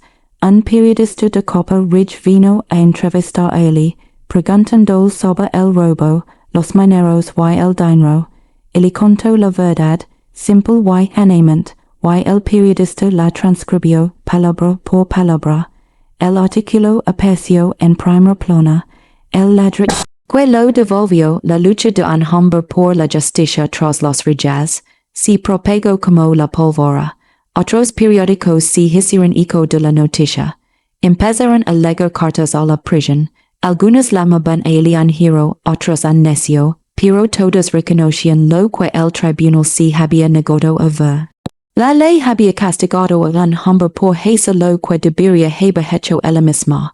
La prisión aumentaba. Los mineros de Copper Ridge, los mismos que habían tenido demasiado miedo para testificar, se presentaron con declaraciones juradas, afirmando bajo juramento que Heatherstone los había estafado. Un abogado de la capital, conmovido por la historia, aceptó el caso gratuitamente y presentó una apelación. Y en un pequeño restaurante de Millersville, Clara leyó cada artículo, guardó cada carta y se aferró a la esperanza como a una cuerda que la sacaba de la oscuridad. En verano, apelación llegó al tribunal territorial. Él fue traído de vuelta a Copper Ridge encadenado, más delgado que antes, más duro, pero con algo en sus ojos que no había estado allí en el primer juicio. Resolva, esta vez, la sala del tribunal estaba abarrotada. Los mineros llenaban los bancos. Los periodistas se agolpaban contra los paredes, y en la primera fila, Clara estaba sentada con las manos entrelazadas sobre el regazo, la barbilla en alto, sin apartar la vista del rostro de él. El nuevo abogado presentó los pruebas, testimonios, declaraciones juradas, registros bancarios. Heatherstone había intentado ocultar. Desmentirlo el caso original pieza por pieza, dejando al descubierto las mentiras, la corrupción y la injusticia que habían enviado a un inocente a prisión. Heatherstone fue llamado a declarar.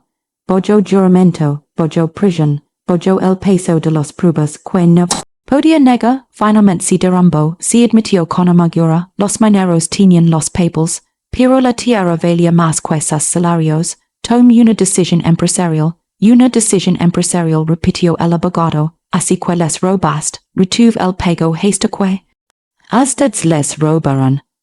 Y cuando el ward intentó corregir su robo, ustedes lo hicieron arrestar. El rostro de Heatherstone se puso rojo. ¿Ha infringido la ley? No, señor Heatherstone. Usted infringió la ley. Él intentó solucionarlo. La sala del tribunal estalló en júbilo. El juez golpeó con su mazo, pidió orden y, cuando finalmente la sala se calmó, miró él con algo que podría haber sido respeto. Señor Ward, es tribunal le debe una disculpa. El veredicto original se basó en pruebas incompletas y, al parecer, en testimonios fraudulentos. Su condena queda anulada. Puede marcharse. La sala estalló de nuevo. Vitas gritos el sonido de la justicia que por fin, tardíamente se hace justicia. Pero él no se movió, se quedó allí sentado mirando fijamente al juez como si no creyera que esas palabras fueran reales. Clara se puso de pie, con lágrimas corriendo por su rostro, y sus miradas se cruzaron a través de la sala abarrotada. Él sonrió, no la pequeña sonrisa rota de antes, pero algo real, algo íntegro. Los guardias le quitaron las cadenas y él se puso de pie, frotando las manecas, sinchen, do por primera vez en meses que se le quitaba un peso de encima. Él era libre. A la mañana siguiente él salió de Copper Ridge sin nada más que la ropa que llevaba puesto y la última carta de Clara doblada en el bolsillo. No sabía a dónde iba. No tenía ningún plan más allá de poner un pie delante del otro, y confiar en que el camino lo llevaría a algún lugar donde valiera la pena estar. Pero al llegar a la cima de la colina, y ver el val que se Extendia a sus pies dorado, ancho y lino de la supo exactum and adontinia quae hoga, de vulto a Millersville, de vulto al ristorante, de vulto con Clara, lo levo 3 días lego caminando, hashen do autostop cuando podio y durmiendo al rosso cuando no, le salieron ampolas en la pies la dolia to do el cuerpo, pero no si rindió, cuando por fin ligo a los afueras del pueblo, el sol se ponía, teniendo el val de tonos ambar y rosa. Se detuvo en la carretera, mirando el restaurante a lo lejos, y sintió un nudo en la garganta. El cartel de cerrado colgaba en la ventana. Aparcamiento estaba vacío, pero el edificio seguía en pie. Il caminó lentamente hacia ella, con el corazón latiendo con fuerza, y cuando llegó a la puerta, se detuvo. Respira hondo, le miró, nada, volvió a lamar, esta vez con más fuerza, y oyó movimiento dentro, pasos, el roce de una cerradura. La puerta se abrió, y allí estaba ella. Clara estaba de pie en la puerta, con el pelo recogido, el rostro cansado pero hermoso, y cuando lo vio, sus ojos se abrieron de par en par. Oh.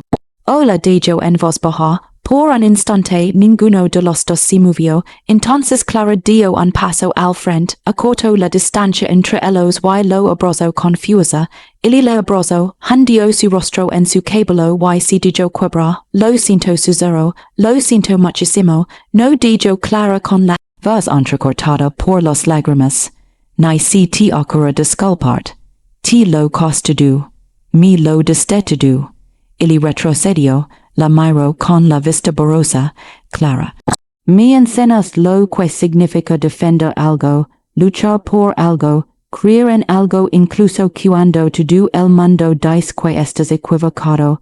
Clara le tomó el rostro entre las manos, no me costes nada Ili, me salvaste Ili cerró los ojos, se dejó levar por su tacto y sintió como el peso del último. Ano por fin se desvaneció. No tengo nada que dar dijo, ni dinero, ni cosa, nada, no necesito nada dijo Clara, solo a ti. Il abrió los ojos y esta vez cuando sonrió, la sonrisa le ligó hasta el corazón. Entonces hizo islo que tendrás. Allí se quedaron en el umbral, abrazados mientras el sol se ponía y el val se oscurecía, y por primera vez en mucho tiempo del que ninguno de los dos podía recordar, el mundo les pareció amable. Y cuando colgaron el nuevo letrero y el café volvió a servirse, él dio un último regalo, un cheque que ella nunca había pedido. El trabajo comenzó al amanecer. Il empezó por la vala, la misma que había reparado meses atrás, ahora rota de nuevo por el viento. El abandono y la crueldad de Queens habían decidido que Clara merecía un castigo. Trabajó despacio, metódicamente, sus manos. Recordando el ritmo aunque su cuerpo hubiera cambiado, la cárcel lo había vuelto más delgado, más duro, pero no le había arrebatado lo más importante, el conocimiento de cómo construir. Clara miraba por la ventana, con la taza de café calentando las manos, y sintió algo que se instaló en pecho, algo que no había sentido en meses. No era la paz misma, todavía no, pero sí la base de ella, la posibilidad. No tienes que hacer todo esto gritó a través de la puerta abierta. Il alzó la vista, martillo en mano, y sonrió, lo sí.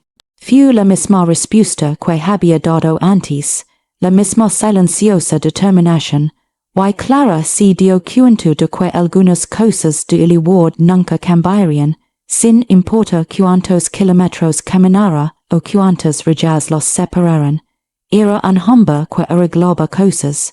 Y en ese momento, lo que necesitaba arreglas era su mundo. Al mediodía, la vala estaba de nuevo intacta. Al anochecer, il había remendado el tejado, reemplazado los tablas rotas de los escalones y vuelto a colgar la puerta para que cerrara bien por primera vez en meses. Trabajó sin parar, sin quejarse, y cuando Clara la trajo agua la bebió a grandes tragos agradecido, y enseguida volvió al trabajo. Il dijo finalmente de pie en la puerta mientras el sol se ponía, necesitas descansar, estoy bien, estás agotado. He estado agotado durante un año, Clara. Esta es la primera vez que siento que ha valido la pena. Aclara si lehizo un nudo en la garganta, dijo el voso de agua, y cruzo el porch para ponerse a su lado, juntos contum, plaren lo que había logrado, la cerca recta, el teco sin gotras, los escalones firmes bojo sus pies, gracias dijo en voz baja, ilimigo con la cabeza, no me des los gracias, todavía on queda mucho por hacer, no me refiero solo al restaurante. Ilisi giro para morala, y en la los que si desfenisha, sus ojos eran dulces, lo si quedaron ali mientras el cielo pasaba del dorado al rosa y luego al púrpura intenso, y a lo lejos, un coyote olo en la oscuridad que si soña. El val respondió con un silencio vasto y comprensivo, y Clara pensó que tal vez solo, tal vez habían sobrevivido a lo peor. Pero lo peor aún no había pasado. A la mañana siguiente, Clara salió a caminar hacia el pueblo. Lo había evitado durante semanas, manteniendo cerca del restaurante, pidiendo suministros por correo cuando podía permitírselo, viviendo discretamente entre las ruinas de su reputación. Pero no podía esconderse para siempre. El banco exigía el pago. Los proveedores querían su dinero. Y si quería reconst, su negocio, tenía que enfrentarse a quienes la habían destruido. Camino por la calle principal con la cabeza en alto. Los hombros hacia atrás y el corazón latiendo confusa, la gente se detenía a mirarla. Betty Cross le susurró algo a la mujer que tenía al lado. Tom Miller escupió al suelo cuando Clara pasó. Earl simplemente apartó la mirada, avergonzado o indiferente. Clara no supo discernirlo. Ella seguía caminando. El banco estaba al final de la calle. Un edificio de ladrillo con rejas en las ventanas y una puerta que parecía más pesada de lo normal. Clara le empujó y entró, aspirando el olor a papel, a dinero antiguo y a decisiones ya tomadas. El gerente, el señor Talbot, levantó la vista de su escritorio. Su expresión no cambió, pero Clara veía el cálculo en sus ojos. Señorita Hensley, señor Talbot, supongo que está aquí por el préstamo. Soy. Talbot se reclinó en su silla, juntando los yemas de los dedos, leves 3 meses de retraso. He sido paciente, pero la pasión ya tiene un límite. Lo sé, necesito una prórroga, con que fundamento voy a reabrir el negocio repentará. Talbot arqueó los sellos. En serio, no he visto a nadie en tu restaurante en meses. Volveron, porque lo harían. Clara les estuvo la mirada, porque tendrán hambre, y porque los rencores no duran para siempre. Talbot le observó durante un largo rato. Usted ayudó a un criminal, señorita Hensley. La gente no olvida eso. No era un criminal. El tribunal anuló su condena. Después de que el dono ya estaba hecho. El único dono fue al ogalo de la gente, incluido el mío. Talbot suspiró y sacó un libro de contabilidad. Pudo dar 30 días. Después de eso, si no ha realizado ningún pago, el banco ejecutará la hipoteca. Esas son las condiciones. Clara asintió. 30 días no eran mucho, pero era algo. Gracias, no me des las gracias todavía. 30 días pasan volando. Clara salió del banco con el corazón episadum, brodo y sintiéndose cada vez con menos options. 30 días para salvar todo lo que había construido. 30 días para demostrar que defender algo a alguien no había sido un error. Ella no sabía si era posible, pero ella iba a intentarlo. Esta noche ella pintó el exterior del restaurante. Había encontrado lotas viejas de pintura blanca en el cobertizo probable, mente la época de la madre de Clara, y los mezcló hasta que quedaron utilizables. Luego subió a una escalera y empezó a cubrir las letras rojas que aún se transparentaban en la pared. Traidor, trazo a trazo lo borró. Clara salió a observar. Se quedó en el estacionamiento con los brazos cruzados y sintió que se le humedecían los ojos. Esta vez no era de tristeza, era por algo más intenso, gratitud. ¿Por qué haces esto? Preguntó. Él no dejó de pintar. ¿Por no deberías tener que ver eso todos los días? No es tu responsabilidad. C. Low ease. O. Clara dijo mientras bajaba de la escalera, dejaba el cepillo al un lado y se giraba para mirarla. Lo perdiste tú por mi culpa, tu negocio, tu reputación, tus ahorros, lo menos que puedo hacer es ayudar a recuperarlo. No me debes nada. Te debo todo. Clara negó con la cabeza. Así no funcionan las cosas. Entonces, ¿cómo funciona? Clara se acercó lo suficiente como para ver los motos de pintura en su camisa, el cansancio en sus ojos, la silenciosa determinación que lo había llevado a través de la cárcel y de regreso. Funciona dijo en voz baja porque lo elegimos, no por deudas ni obligaciones, sino por queremos. La miró fijamente, y algo cambió en su expresión, algo vulnerable y crudo. Quiero dijo en voz baja. Quiero quedarme aquí, contigo, si me lo permites. Clara contuvo el aliento. Si que no tengo mucho que ofrecer. Si que tengo mis defectos, que aún estoy tratando de comprender.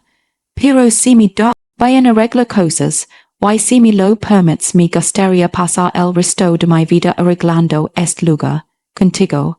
Clara sintió que las lágrimas le caían, calientes y rápidas, y no intento detenerlas. No estás roto, y me siento destrozada. Entonces nos arreglemos mutuamente. Sonrió una sonrisa pequeña, sincera y llena de algo que parecía esperanza y la atrajo hacia sí. Permanecieron allí bajo la luz de la atardecer, abrazados mientras la pintura se secaba y el val se sumía en la noche, y Clara pensó que tal vez así se sencha la redención. Nada grandioso ni dramático. Dos personas que se eligieron una a otra y otra vez, hasta que esa elección se convirtió en una vida. Las 3 semanas siguientes fueron un torbellino de trabajo. Reparó todo lo que pudo, mesas, sillas, la vieja estufa que lavaba años dando problemas, limpió la cocina hasta. Dejó la reluciente arregló el cableado que haya cortocircuito y incluso reconstruyó la vitrina de tartas desde cero cuando se dio cuenta de que la antigua no tenía remedio. Clara trabajaba a su lado, cocinando, limpiando y preparando todo para los clientes que quizá no vinieran. Horní batata, hasta que le dolían los monos. De manzana, de cereza, de nuez, todas las recetas que le había enseñado su madre. Pulía el mostrador. Lavaba las ventanas y colgaba un nuevo letrero sobre la puerta. Restaurante Hensley, abierto en la mañana del 30º día en que esperaba el plazo del banco. Clara abrió la puerta al inmenso y esperó. El restaurante era perfecto, limpio, luminoso, con aroma a café recién hecho y canela. Todo estaba listo, excepto los clientes. Llegaron y pasaron los 6. Los 7, los 8, el aparcamiento permaneció vacío. Clara estaba detrás del mostrador, mirando el reloj, cinchando como la esperanza se desvanecía con cada minuto que pasaba. Estaba sentado en una mesa, fingiendo leer un periódico, pero ella podía ver la tensión en sus hombros. A las 9 en punto, Clara oyó el crujido de la grava. Ella alzó la vista. Una camioneta entró en el estacionamiento, vieja y polvorienta, de esas que conducían todos los rancheros del val. El conductor salió despacio y a Clara se le heló la sangre. Condi, se quedó allí un momento mirando el restaurante como si estuviera decidiendo algo. Luego caminó hacia la puerta, la abrió y entró. Sonó la campana. Él se quitó el sombrero, asintió con la cabeza a Clara y se sentó en su mesa habitual. Café dijo con voz ronca, y huevos, lo de siempre. Clara sintió que se le humedecían los ojos, pero parpadeó para contener los lágrimas y cogió la cafetera. Le temblaban los manos al servir, pero él no dijo nada, solo dio un sorbo, gruñó en señal de aprobación y abrió el periódico. 10 minutos después llegó otro camión, luego otro. A los 10 en punto, el restaurante estaba medio lleno. Betty Cross entró, no se disculpó, pero pidió tarta y café y dijo propina. Tom Miller apareció, oliendo a whisky, y murmuró algo que podría haber sido mi alegro de verte. también llegaron otros, gente que clara conoce de toda la vida, gente que le había dado la espalda cuando más los necesitaba, no pidieron disculpas, pero llegaron, y hizo fue suficiente, al mediodía, todos los meses estaban. Linas y Clara se esforzaba por atender todos los pedidos. Él atendía la caja, servía café, recogía los mesas y, a pesar de todo, sonreía, no con la sonrisa triste antes, sino con una sonrisa sincera y genuina. Este era nuestro hogar, y en casa los habían perdonado. Esa noche, después de que el último cliente se marchara, y el restaurante finalmente quedara en silencio, Clara cerró la puerta con leve y se apoyó en ella, exhausta y eufórica. Lo logramos susurró. Él se acercó, le abrazó y apoyó la barbilla en su cabeza. Sí. Lo hicimos. Se quedaron allí en la penumbra abrazados y Clara sintió como el último fragmento de su corazón roto volvía a su sitio. 2 días después Clara encontró el sabor. Bolló temprano como siempre y notó algo en la encimera que no estaba allí la noche anterior. Un sabor blanco liso, sin celar. Con su nombre escrito con la cuidada letra de él, lo abrió lentamente con el corazón ya acelerado. Dentro había un cheque bancario. Clara lo miró fijamente con los manos temblando. La cantidad estaba escrita en números firmes y claros $8,000, más que suficiente para saldar la deuda con el banco, más que suficiente para reabastecer el restaurante, arreglar lo que aún necesitaba arreglos y tener algo para el futuro. En la línea de la nota, él había escrito, para la mujer que creo, la firma al pie era sencilla, él Franklin Ward. Clara se dejó caer en un taburete con el cheque apretado entre las manos y intentó comprender. $8,000, de donde habían salido, como, encontró a Elia Fiora, reparando de nuevo la cerca, una sección que se había soltado con el viento. Oh, se giró, vio su rostro y dejó sus herramientas. ¿De dónde salió esto? Preguntó Clara, levantando el cheque. Él apretó la mandíbula. Es tuyo. Esa no es una respuesta. Es una indemnización. Del banco, el tribunal ordenó a Heatherstone pagar una compensación por los salarios de los mineros. Cuando llegó el dinero, me preguntaron si quería mi parte. Dije que sí. Y te la estoy dando a ti. Clara negó con la cabeza. Esto es tuyo. Te lo ganaste, fuiste a prisión por ello. Y tú lo perdiste tú por defenderme. Esto es lo menos que puedo hacer. No quiero tu dinero. Entonces no lo ves como mi dinero, velo como un pago. Por alojamiento y comida. Por café y pastel. Por darme un lugar al que volver a casa. La voz de Clara se quebró. No tienes que pagar por eso. Lo se dijo él, acercándose y tomando las manos con el cheque incluido. Pero quiero hacerlo. Quiero que tengas esto, que puedas reconstruir tu vida, que tengas un futuro que no est marcado por lo que te cost, no me costes nada. Entonces déjame darte algo. Clara bajó la mirada hacia el cheque, hacia la firma de él, y sintió algo cálido y intenso florecer en su pecho. De acuerdo susurró, de acuerdo, él sonrió, le atrajo hacia sí y la besó en la frente. Gracias. Clara no cobró el cheque. No de inmediato, en lugar de eso, lo llevó a la ferretería, lo enmarcó con cristal, y lo colgó en la pared detrás del mostrador, donde todo el mundo pudiera verlo, no por el dinero, pero debido a lo que representaba. Un hombre que lo dio todo por enmendar las cosas, una mujer que lo arriscó todo por estar a su lado, un amor construido no sobre grandes gestos, sino sobre pequeños actos de fe, servir café, remendar cercas, decir palabras cuando el silencio hubiera sido más fácil. La gente se fijó en el cheque. Preguntó al respecto. Clara les contó la historia completa, desde la tormenta que trajo a él hasta el juicio que lo liberó. Les habló de los mineros, del banco, del precio de hacer lo correcto cuando el mundo lo consideraba incorrecto. Algunas personas escucharon y comprendieron, otros no.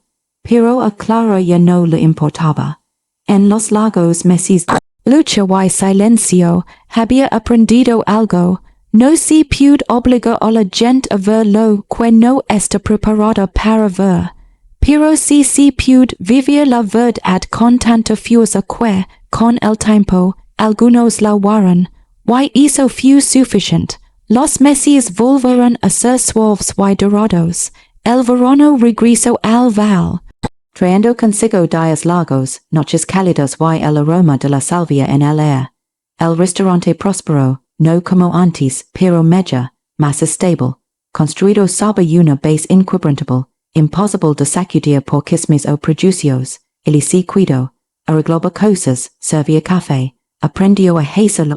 Moza de tarta de la madre de Clara a Ojo, dormía en la pequeña habitación encima del restaurante, se levantaba antes del amanecer para preparar el café, y casi todas las noches se dormía escuchando a Clara moverse abajo, preparando el local para la noche. No hablaron del futuro, simplemente vivieron. Una mañana, Clara se despertó y encontró de nuevo flores silvestres en la encimera, las mismas flores de un amarillo brillante que él había recogido meses atrás. Sonrió, tocó suavemente los pétalos y miró por la ventana para verlo de pie junto a la cerca, contemplando el amanecer. Salió. Se puso a su lado y deslizó su mano entre la de él. Él la miró sorprendido, luego sonrió y la apretó suavemente. ¿En qué estás pensando?, preguntó Clara. ¿Qué diferente se ve todo a las? ¿Diferentes en qué sentido? Niños, Clara apoyó la cabeza en su hombro. Es más amable, lo hicimos así. Él asintió lentamente. Sí, supongo que sí. Permanecieron allí mientras el sol ascendía, pintando el val con tonos dorados y ámbar, y Clara pensó en todo lo que habían sobrevivido. Tormentas y silencio, juicios y pérdidas, el largo y duro camino de la ruptura a la plenitud. No había sido fácil, no había sido justo, pero había valido la pena. Oh, sí, me alegro de que te hayas cuidado. Él se giró para mirarla, y en sus ojos, Clara veía todo lo que necesitaba saber. Amor, gratitud, esperanza, todo brillaba con claridad y verdad. Yo también digo en voz baja, y en ese momento, con el sol saliendo sobre el val, y el aroma del café colándose por la puerta abierta, Clara supo que habían encontrado lo que habían estado buscando todo este tiempo. No es redención, no es perdón, sino algo más sencillo y infinitamente más valioso. Hogar, las semanas se convertirán en meses, y la vida se asentó en un ritmo que se sentía casi como paz. El restaurante se llenó de nuevo de clientes habituales, no solo Earl, Betty y Tom, sino también gente nueva. Viajeros que habían oído hablar del lugar donde una camarera defendió a un desconocido y un vaquero lo dio todo para enmendar las cosas. Vinieron por la historia, pero se quedaron por el café, el pastel y la sonrisa de Clara al servir. Mas, algunos pidieron reuniones con él. Les estrechaba la mano, respondía a sus preguntas con discreta humildad y luego se excusaba para arreglar lo que hiciera falta. No le gustaba ser el centro de atención, no creía merecerlo, pero Clara lo observaba trabajar constante, paciente, atento y sabio. Que no era así, una tarde de finales de otoño, cuando el aire se volvió fresco y los ojos comenzaron a caer, un jinete se detuvo en el restaurante. Era joven, estaba cubierto de polvo del camino y llevaba en la mano una carta dirigida a Eli Ward. Clara lo tomó, firmó el recibo y se lo llevó a la cocina. Para ti, dijo. Eli se secó las manos en el delantal y lo abrió con cuidado. Sus ojos recorrieron la página, y Clara observó cómo su expresión cambiaba, primero de sorpresa, luego de ternura. ¿Qué es?, preguntó. Él alzó la vista y tenía lágrimas en los ojos. Es de los mineros. De aquellos a quienes intent ayudar. ¿Qué dice? Él le entregó la carta y Clara la leyó en voz alta. Señor Ward, nos enteramos de que celeste, nos enteramos de que te va bien. Queremos que supieras que a nosotros también nos va bien. cobramos nuestros sueldos, pagamos nuestras deudas, algunos compramos tierras, formamos familias, construimos vidas que nunca pensamos que llegaríamos a tener. Sabemos que pagaste un precio por lo que hiciste. Pasas tiempo en una celda que debería haber albergado a los hombres que nos robaron en primer lugar. Ojalá hubiéramos sido más valientes. Ojalá hubiéramos hablado antes. Pero ahora alzamos la voz. Queremos que sepan, nos salvaron, y no lo olvidaremos. Gracias. Firmado, la compañía minera Copper Ridge, Local 47, Clara terminó de leer y levantó la vista para encontrar a Eli llorando abruptamente, con los hombros temblando y el rostro oculto entre las manos.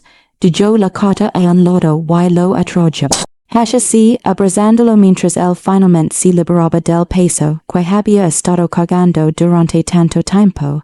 Lo recordaban su zero, lo recordaban. Claro que si dijo Clara en voz baja, ¿cómo podrían olvidarlo? Él retrocedió, se secó los ojos y sonrió, una sonrisa que brotaba de un lugar profundo y sincero. Pensé que no importaba, dijo. Pensé que lo había hecho en vano. Si importaba, dijo Clara con firmeza. Siempre importará. Él asintió, respiró hondo con dificultad. Y dobló la carta con cuidado. La guardó en el bolsillo, justo al lado de la primera carta que Clara le había enviado. Algunas cosas eran demasiado valiosas como para dejarlas ir. Esa noche, después de que cerró el restaurante, Clara y él se sentaron en los escalones del porche y observaron cómo salían las estrellas. El val estaba en silencio, un silencio que parecía perdonar. El viento se movía entre la Artemisa, trayendo consigo el aroma de la tierra, y la lluvia que aún no había caído, y en algún lugar de la lejanía, el silbato de un tren resonó en la oscuridad. ¿Has pensado alguna vez en Ert? Preguntó Clara de repente. Él la miró sorprendido. ¿Por qué? ¿Quieres que lo haga? No. Dios no, es que. A veces me pregunto si te sientes atrapada aquí. Si te quedaste porque pensabas que me debías algo. Él permaneció en silencio un largo rato, mirando al horizonte. Luego habló, despacio y con cuidado. Me qued porque este es el primer lugar que he sentido como mi hogar. No por el edificio ni por el pueblo, por ti. Si giro para mirarla, me viste cuando era invisible, me crees cuando todos me llamaban mentiroso. Estuviste a mi lado cuando hube. Era sido más fácil marcharme. Eso no es una duda, Clara. Eso es amor. Clara contuvo el aliento. Él, te amo, dijo sencillamente. No sé cuándo sucedió. Quizás la primera vez que me serviste café. Quizás la noche que me dejaste quedarme. Quizás en algún momento intermedio. Pero es verdad. Y no me iré a ninguna parte a menos que tú me lo pidas. Clara sintió que las lágrimas brotaban, cálidas y rápidas, y no intento detenerlas. Yo también te quiero. Él sonrió una sonrisa amplia, genuina y llena de alegría, y la atrayó hacia sí en sus brazos. Allí se sentaron, bajo las estrellas, abrazados, y el val se extendía a su alrededor como una promesa que no podía romperse. Y en la ventana detrás de ellos, el cheque enmarcado reflejaba la luz. Testimonio no de dinero ni de dudas, sino de misericordia recompensada, a dos personas que se habían perdido y se encontraron, por un amor construido sobre el café, la bondad y la silenciosa valencia de creer que la bondad aún existe en el mundo. La luz de la mañana ligó lenta y dorada. Clara se despertó temprano, como siempre, y bajó los escaleras para encontrar el comedor ya caliente. Él había preparado el café, dejado las tazas listas y estaba junto a la ventana, observando el amanecer sobre el val.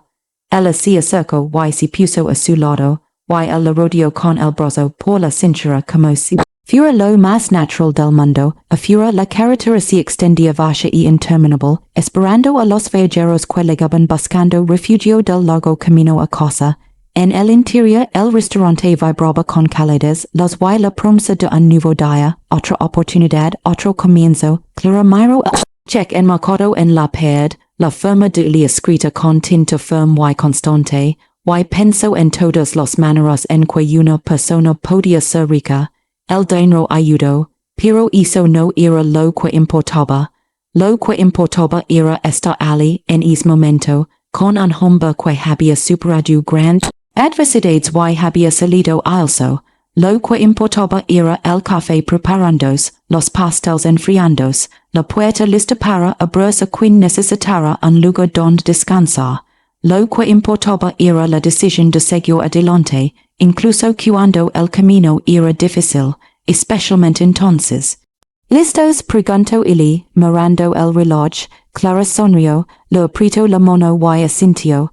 Listo, juntos, caminaron hacia la puerta, llegaron el letrero abierto, y se apartaron cuando el primer cliente del día entró en el estacionamiento.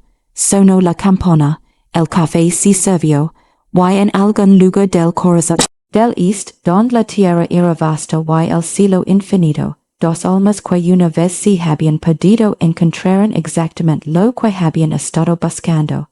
No es fortuna, no la fama, pero algo mucho más valioso, un lugar al que la hoga, y entre sí, pero en el corazón de quienes los recordaban.